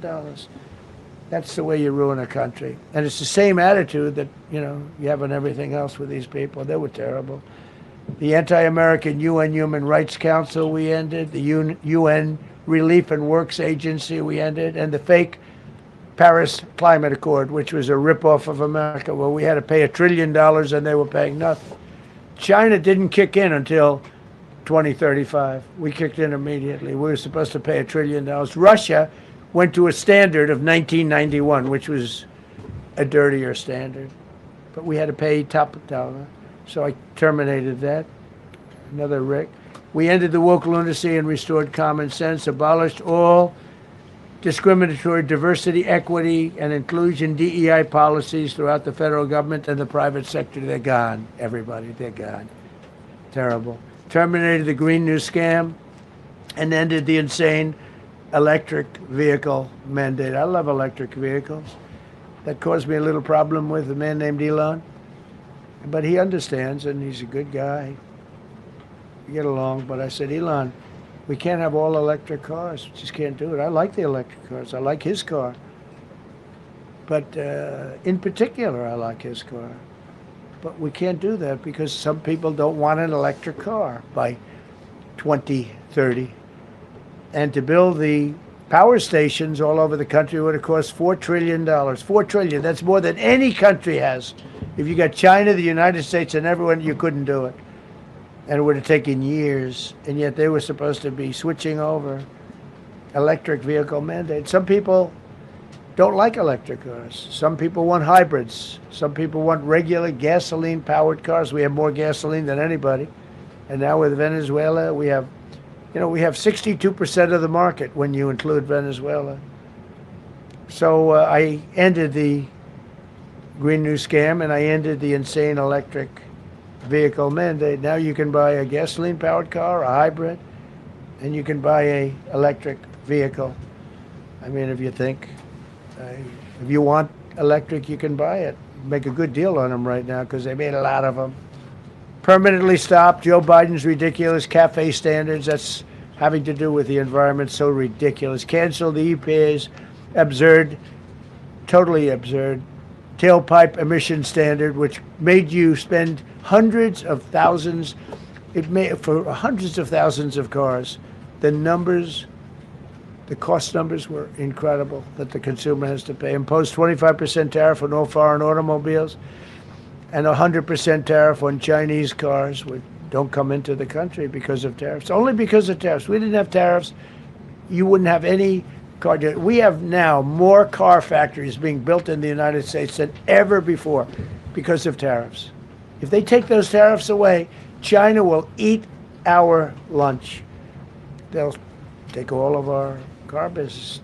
Now, there's another way of doing it, but it's more cumbersome, et cetera, et cetera. I don't want to scare you, but it's much more cumbersome, not as good for national security as this. We have a perfect system right now. We're making a fortune. We've never been stronger, and I hope the Supreme Court does the right thing for our country, because if they don't, it's such a problem. It's just so, it would be so sad. We're doing so well because of tariffs. And the people that are heading up the lawsuit, like there's a guy named Leonard Leo, who's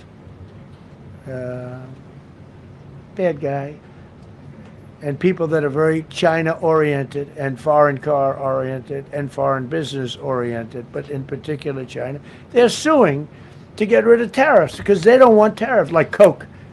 Coke has businesses outside of the United States. If you have them outside, you don't want tariffs. But because of tariffs, they treat us well.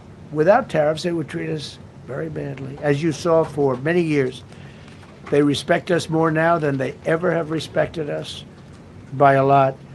And revoked the California emissions waiver to stop San Francisco communists from regulating the automobile industry and destroying automobiles and the industry in the nation. I was with Bill Ford of Ford Motors. I was with all the people at General Motors the other day, and they are making more money and building more cars than they are doing so good. All because of tariffs and what I've done. And they're building their plants all in the United States. Reopened Anwar for drilling. That's a big deal. Launched a massive Alaskan pipeline project to export natural gas to Asia. We made a deal with South Korea and with Japan that gives us money, the likes of which nobody's ever seen before. Signed executive orders to end Biden's war on coal and I say clean, beautiful coal. I never say the word coal. It has to be preceded by the words clean, beautiful coal. And put miners back to work. The miners love Trump. I think I got 100% of their vote. We banned transgenders from the military. We don't want transgender in the military. Ordered reinstatement of patriots expelled from our military with full back pay. So we had some people that were terminated, and they're coming back into our military. Fired the woke boards of visitors at our military service academies. The boards of visitors were run by radical left, maybe communists, maybe not, but they were still heavily radical left, and they were bad for us. Signed an executive order to remove anti-American propaganda from federal museums and national parks. Required the federal employees to return to work in person or be fired. We don't want them sitting in their home or in their bed working. We want them in an office that we're paying for in Washington, D.C. or wherever it may be. And we've largely taken care of that mess. That was crazy.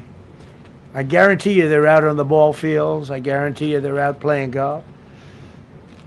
And you can't run a country or a company that way. I think it's happening even so with countries and companies. But we had so many of our federal workers, they wouldn't come into work. Signed an order banning all government censorship and restoring free speech. Made it the official policy of the United States government that there are only two genders. This was not a tough one. Two genders. Can anybody guess what they are? Male and female. I think the Democrats know that too, but they refuse to admit it. Ban the use of puberty blockers, hormone injections, and other chemical and surgical mutilation of children. Can you imagine saying this 15 years ago? That we banned the use of puberty blockers, hormone injections, and other chemical and surgical mutilation of our children. You know, when I say it, Do I have to say that? I actually asked my people today. Yes, sir, because people, it's where the country went. Banned men from playing in women's sports. Big Supreme Court case on that. I mean, I can't believe it. Some of the justices were fighting hard for men to be able to play in women's sports. A couple of them.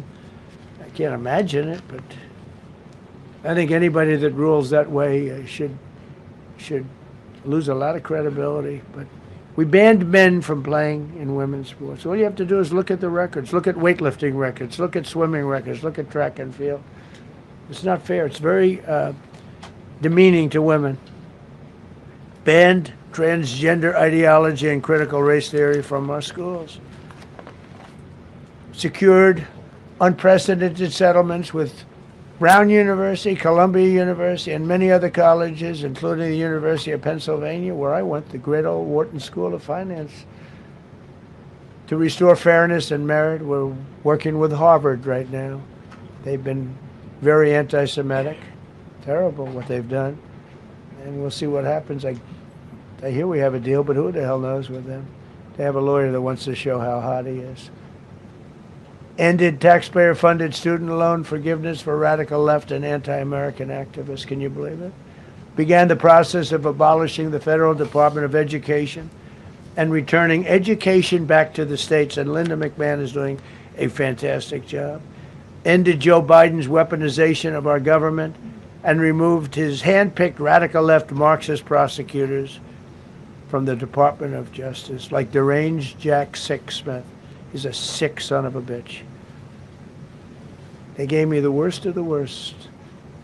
And here I am. How did that happen? How did that happen? He's a sick guy, and Letitia James is sick, and Alvin Bragg is sick. They're sick people. And others. Fannie. You can't call Fannie. She doesn't like it. She wants to be called Fani. Fani Willis. I won. Can you imagine? Putting somebody through that? And then if I suggest that somebody may be guilty of a terrible crime, oh, he's weaponizing government. Trump is weaponizing government. It's terrible. Can you imagine? They say to me about weaponize, I don't weaponize anything. But what they did to me, nobody ever went through what I went through. And here I am in a place called the White House. It's a beautiful place. Who would have thought, right?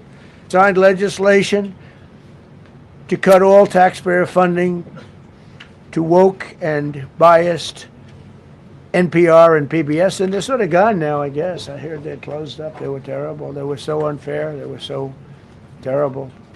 Officially reinstated Columbus Day. I like the name Columbus Day. The Italian people are very happy about it. Remember, when you go to the voting booths, I reinstated Columbus Day. That was an easy one. Christopher Columbus. Cut Social Security wait times by 50%, serve 65% more Social Security recipients by phone, and are on track to doubling the service and performance compared to the Biden administration. We're 2.5 to 3 times better and faster. Slash VA claims backlog to the lowest number ever recorded. Created Trump accounts starting with $1,000 for every newborn baby. This is something that's become so popular. And I give Mr. and Mrs. Michael Dell Computer, who put in $6.25 billion, started with nothing.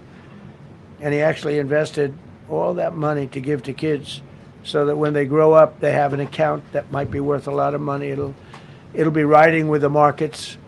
And, you know, they can, at 20 years old, 21 years old, they could have $100,000. They could have a lot of money. That's going to be amazing.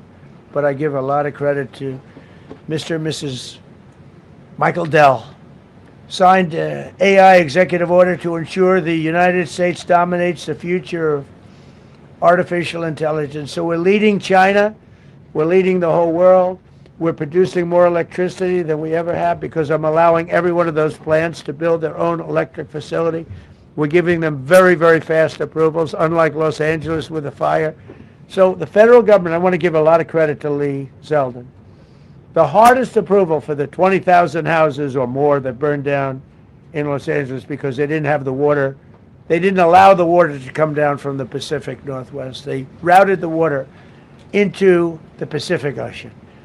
So we had no water there. No, he had. I would say open up the water. Open it up to the governor, to the mayor. They didn't want to do it. They wanted to protect a tiny little fish that's, I said, how can you have a fish when you don't have any water? It was just an excuse, I guess. But it's amazing. We took 20,000 houses, and Lee Zeldin, the toughest permit is from the federal government.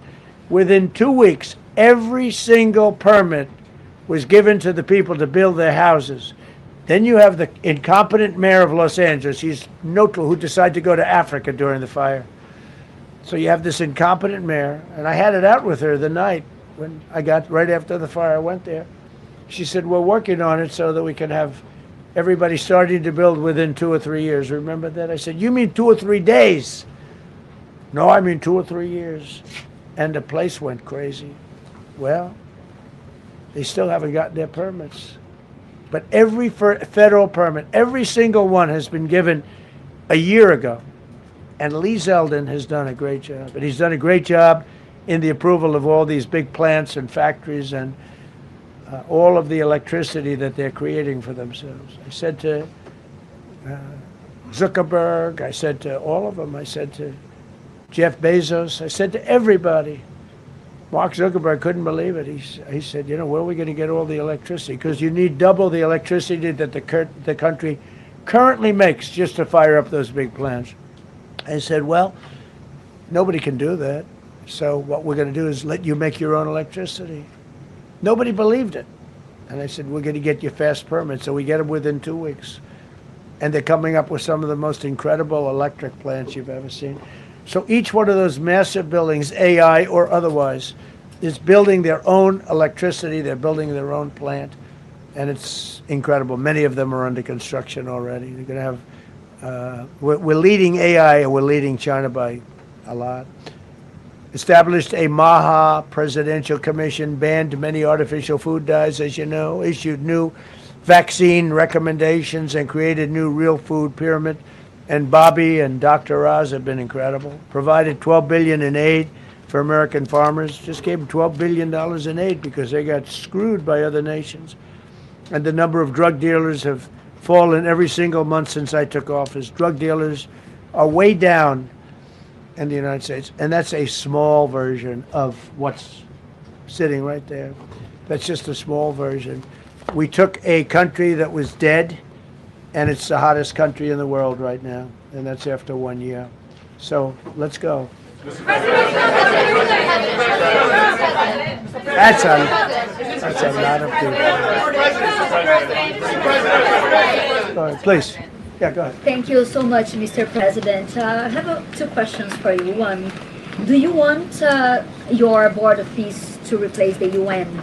Well, it might. I mean, the UN just hasn't been very helpful. I'm a big fan of the UN potential, but it has never lived up to its potential. The UN should have settled every one of the wars that I settled. I never went to them. I never even thought to go to them. They should be able to settle those wars. They don't. I believe you got to let the UN continue because the potential is so great. And another one, you invited Lula from Brazil to be part of the Board of Peace. I did. What role do you expect him to play, especially a big role. I like Venezuela? Yeah, and another one, because Are you from Brazil? Yes. The EU and Mercosur just signed a trade agreement this weekend, which is going to be the biggest trade zone, free zone in the world. Right. At the moment, you are talking a lot about tariffs. What is your reaction to that? So 2 questions, Lula. Well, I just think this. I think we have trade like we've never had before. We're doing better in trade than we ever have before. We're not being ripped off by every country in the world like we were before. We're doing numbers that nobody's ever thought possible. We're the richest we ever were. It's because of tariffs and the proper use of tariffs. And we're also the most secure. as an example, Iceland, without tariffs, they wouldn't even be talking to us about it. So we'll see what happens. I think it's going to work out quite well. Yeah, right behind. Thank you, Mr. President. How would you characterize your relationship with Emmanuel Macron and Keir Starmer right now? And have you spoken to them since your Truth Social post last No, I night? haven't, but I think I get along very well with them. I mean, they always treat me well. They get a little bit rough when they're, when I'm not around. But when I'm around, they treat me very nicely. And, I like both of them. They're both liberal. They've got to straighten out their countries. You can't, London is having a lot of problems. And if you look at Paris, got a lot of problems. They have two problems, immigration and energy. They got to stop with the windmills, and they got to go back like UK has an unbelievable asset called the North Sea. Norway uses it, makes a fortune. They have a better section of it, and they don't do it. They could straighten out their countries, and it would be good. But I get along very well with them. You told Norway's prime minister. Are you from Norway? No. You look like you would be from Norway. But she looks like she's from Norway. Go ahead. You told Norway's prime minister that you not winning the Nobel Peace Prize made you feel less obligated to think purely of peace. Well, I lost a lot of respect for Norway. And I believe very strongly that Norway controls the Nobel Prize. But you have to understand, I settled 8 wars. I've had every one of those wars, every participant wrote, I didn't ask them to do it. They sent in strong they make recommendations for that. But I settled 8 wars. No president's probably ever settled 1 war. I don't know, think of it. I did 8. The reason I do it is because it's easy for me to do. And I didn't do it for a Nobel Prize. I did it because I'm saving a lot of lives. I'm trying to settle the final one. I'm trying to do Russia-Ukraine. And when Russia's ready, Ukraine's not. When Ukraine's ready, Russia's not. But they're losing 25,000 people a month on average. And I'm trying to get that one done. But no, I feel that Norway has tremendous control over who gets the Nobel Prize, despite what they say. How far are you willing to go to acquire Greenland? You'll find out. Mr. President, Kevin Hassett has said that those $2,000 tariff rebate checks would be up to Congress to decide whether or not to disperse that. Do you agree with Kevin Hassett on that, or do you think you can do that unilaterally? No, I don't think we would have to go the Congress route, but we'll find out. The reason we're even talking about it is that we have so much money coming in from tariffs that we'll be able to issue at least a $2,000 dividend and also pay down debt for the country. But we'd do a $2,000 dividend to the people of our country. We would probably set a limit of, income limit where it made sense. But we will be able to make a very substantial dividend to the people of our country. I believe we can do that without Congress. Last night on Truth Social, you said that the British plan to hand the base at Diego Garcia over to Mauritius and then rent it back was an act of great stupidity. Previously, you backed that deal. Is it now your position that the deal should not go ahead? I think that they, when they originally were going to do it, they were talking about doing some concept of ownership. But now they're looking to essentially just do a lease and sell it. And I'm against that. It's a reasonably nothing like Greenland, but it's a reasonably important area of the globe. Not to anywhere near Greenland, but I think they should keep it. I don't know why they're doing it. Do they need money? Mr. President, with your support to the Syrian government, most probably you avoided another civil war and a bloodshed in Syria, especially after the fall of the regime. I did a good job. And, the Syrian government, the last 2 weeks, had to use some force to implement its force on specific areas. And well, with to keep the prisoners, the terrorist prisoners, which are some of the worst in the world, at bay. So they were able to keep that. He's working very hard. The president of Syria is working very, very hard. Strong guy, tough guy, pretty rough resume. But you're not going to put a choir boy in there and get the job done.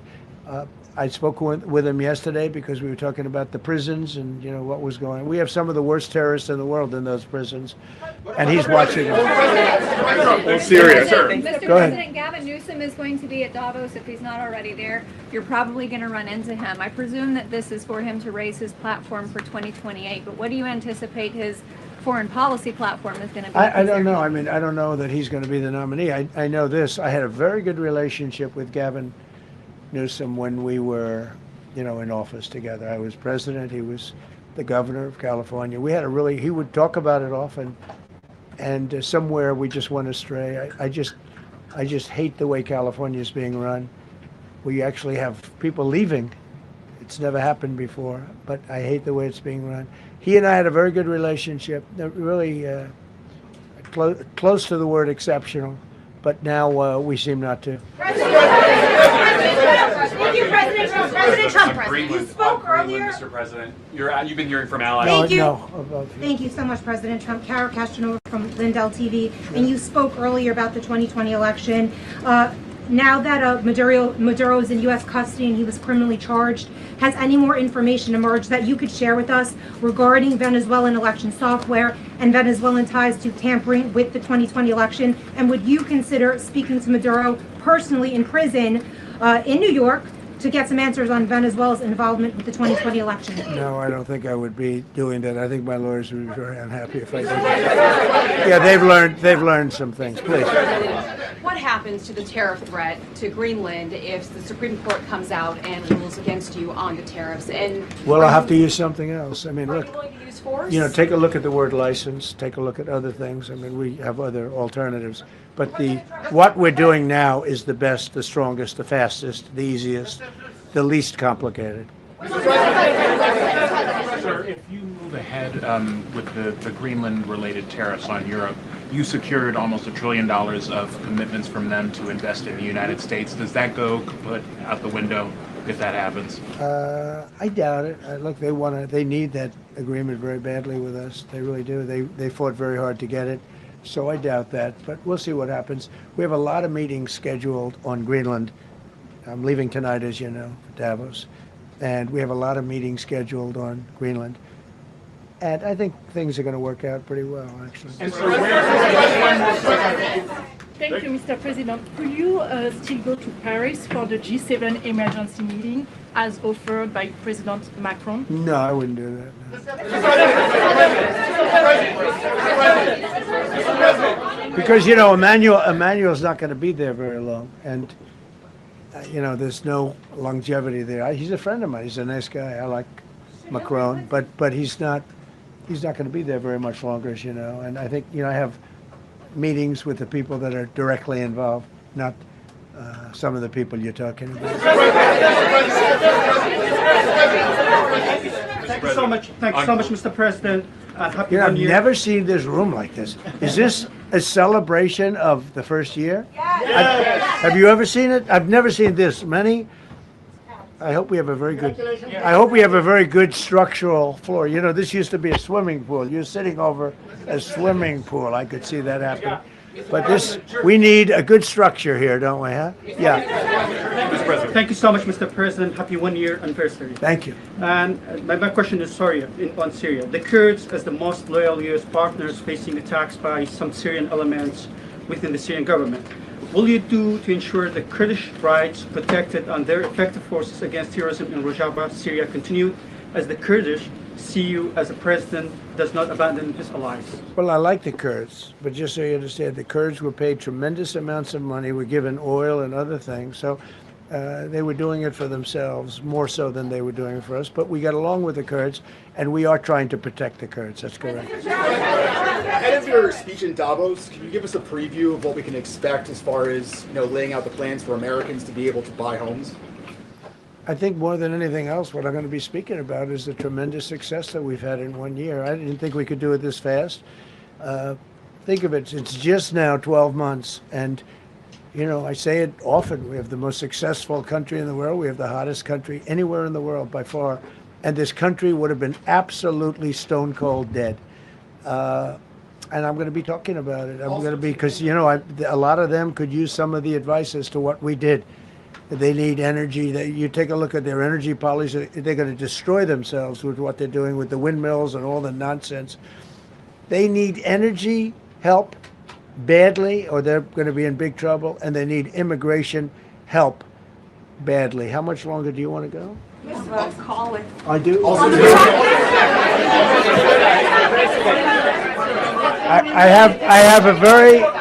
have a very important call with President Erdogan, who I like a lot. All right, one or two more questions. Go ahead. Thank you, Mr. President. During Go your ahead, second, please. Go ahead. One Thank you, question Mr. about President. Red. Yes. Thank you, Mr. President. The red blouse. Go ahead. You talked a lot at the beginning of this about the economy, some positive economic indicators. Polling shows the majority of Americans don't feel the economy is doing well.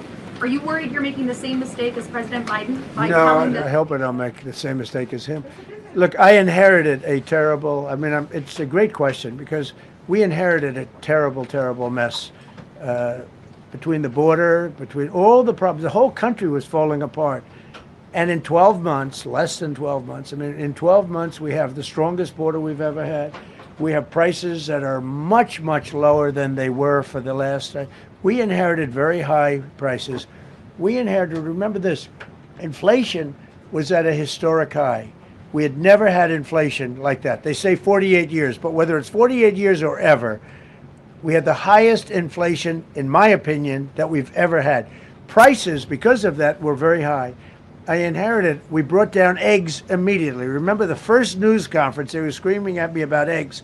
I was in the position for 2 days, and we brought eggs down to lower than what they were before. And by the way, they continue that way. We brought the prices down from when I came into office and from what Biden had, way down. We're going to bring them down further. But the job we did is a miracle. One of the reasons I'm doing this today is to explain. We inherited a mess, and we've made it a beautiful, beautiful picture. Think of gasoline at $1.99 in many states. $1.99 a gallon. It was $4.50, $5, in some cases $6 or $7. We're at $1.99. And energy is so big that with energy, everything else comes down. But the prices are coming way down, and we're going to bring them down further. But we started up here with these guys. We inherited a country that was broken. We inherited a country, and I have a very warm spot. We've done very well with Venezuela. And by the way, that even in itself is going to help us bring down the oil prices. The Venezuelan oil, we've taken 50 million gallons of oil. We've taken 50 million barrels of oil out of Venezuela in the first 4 days. We've got millions of barrels of oil left. We're selling it on the open market. We're bringing down oil prices incredibly. And when they come down, and they've already come down, again, $1.99 a gallon for oil. Nobody thought they'd ever see it. All right, one or two more. Go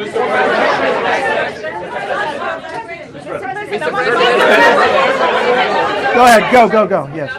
President, Yes. I want to ask you about Iran. Is the military option still on the table? And can you assure us that the killing in Iran has stopped? And when regard to the Peace Council, which members have to pay $1 billion? So with Iran, are you from Iran? No, I cover the White House. Where are you from? I'm Palestinian American. So with Iran, they were going to hang 837 people. And I let them be known that, and we let them know that if that happens, that will be a very bad day for them. And they decided not to do it. They didn't hang the people. I can't tell you what's going to happen in the future, but supposedly they've taken that off the table.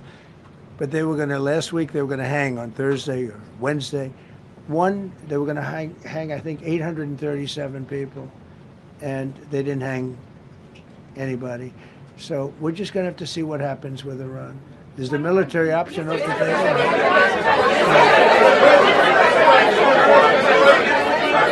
Go ahead. Thank you, Mr. President. Trump. Thank you, President Go Trump. ahead, please. Thank you, Mr. President. Go ahead, I'll take your question. Okay, thank you. Thank you, Thank you, Go Mr. ahead, President. right here. Thank you, Mr. President.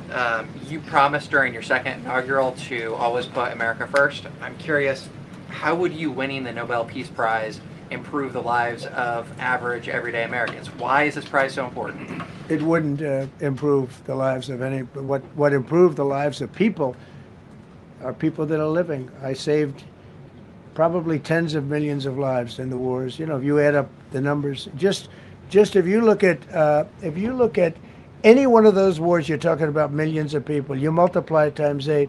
But when you look at India and Pakistan, that could have been 10, 15, 20 million people. Could have been more than that. So I saved millions of people. So that to me is the big thing. What?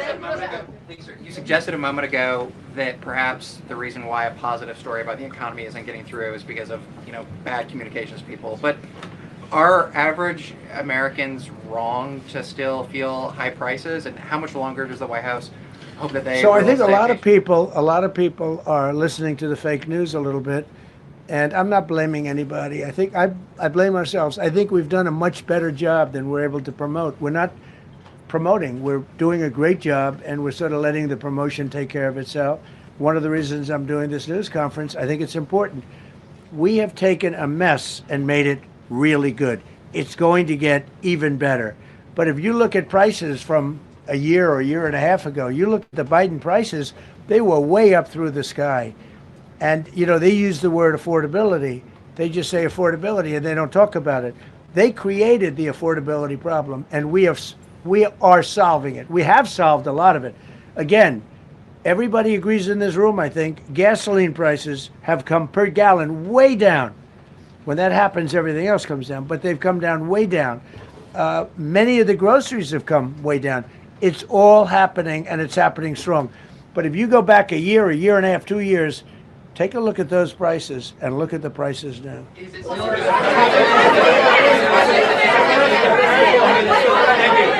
President of Venezuela, you made a condition. Where are you from? I'm from Spain. Nice place. Thank you. You made a condition that the political prisoners should be freed. It seems that they are not being as fast as they promised in the beginning. Would that be an issue for the current government? They've agreed that they're going to let, I guess, most of them out. Or depends on what they did. But they have released a lot of. Released a lot of political prisoners in Venezuela. Mr. President, earlier on last year, you had indicated that you wanted to take back the Panama Canal. I know we've heard a lot about Greenland. Is that still on the table? I don't want to tell you that. Sort of. I must say, sort of. That's sort of. Okay, one more. Yes, blonde, blue. Yes, go ahead, ma'am. Go ahead with the blue, holding the computer. If a consequence of your determination to take control of Greenland is the ultimate breakup of the NATO alliance, is that a price you're willing to pay? You mean the breakup of it's very the interesting. NATO alliance. So I think something's going to happen that's going to be very good for everybody. Nobody's done more for NATO than I have, as I said before, in every way. Getting them to go up to 5% of GDP was something that nobody thought was possible, and pay. At 2%, they weren't paying. At 5%, they are paying. And they're buying a lot of things from us, and they're giving them, I guess, to Ukraine. That's up to them, but they're giving them to whoever they're giving them to, but they're buying a lot. I think that we will work something out where NATO is going to be very happy and where we're going to be very happy. But we need it for security purposes. We need it for national security and even world security. It's very important. How about it? Thank you very much. First of all, last year you told me that you believe that the reason you won the election is because God put you in this place so that you could save the world. Looking back 1 year, do you feel like God is proud of the effort that you've put in? I do, actually. I think God is very proud of the job I've done. And that includes for religion. You know, we're protecting a lot of people that are being killed. Christians, and Jewish people, and lots of people are being protected by me that wouldn't be protected by another type of president. No, I think a lot of people are very proud of the job we've done. We've had an amazing year. This has been one of the greatest years. Even some people that wouldn't necessarily love me instinctively, they're saying this was an incredible year. We've had an incredible year economically. Look at our border. Our border was a disaster. People poured. It was an invasion into our country of a lot of very bad people, good people too, but a lot of very bad people from prisons and drug dealers and gangs and horrible people, murderers, thousands and thousands of murderers allowed into our country. And we now have the strongest border of any country. There's probably not a country, I guess North Korea has a pretty strong border, by the way, but there's not a country in the world that has a border like we do. And we took it from the worst border. We had the worst border in the world. Now we have one of the strongest borders in the world. One more question. You said you're confident something's going to get worked out in Greenland, but Greenlanders have made it clear they don't want to be part of the U.S. Well, what gives the U.S. the right to take away that spoken. self-determination? When I speak to them, I'm sure they'll be thrilled. Mr. President, are you committed to keeping the U.S. in NATO? I've had such a good relationship. I've made it so much better, so much stronger. It's so good now. NATO is so much stronger now. I don't agree with a lot of the things they've done, but that was done before I got there. I think NATO's been good. Sometimes it's overrated, sometimes it's not. But we have a strong NATO. When I came here, we had a weak NATO. We had a NATO at 2%, and they weren't paying. You had a nothing NATO. NATO's, whether you like it or not, it's only as good as we are. If NATO doesn't have us, NATO is not very strong. Yes,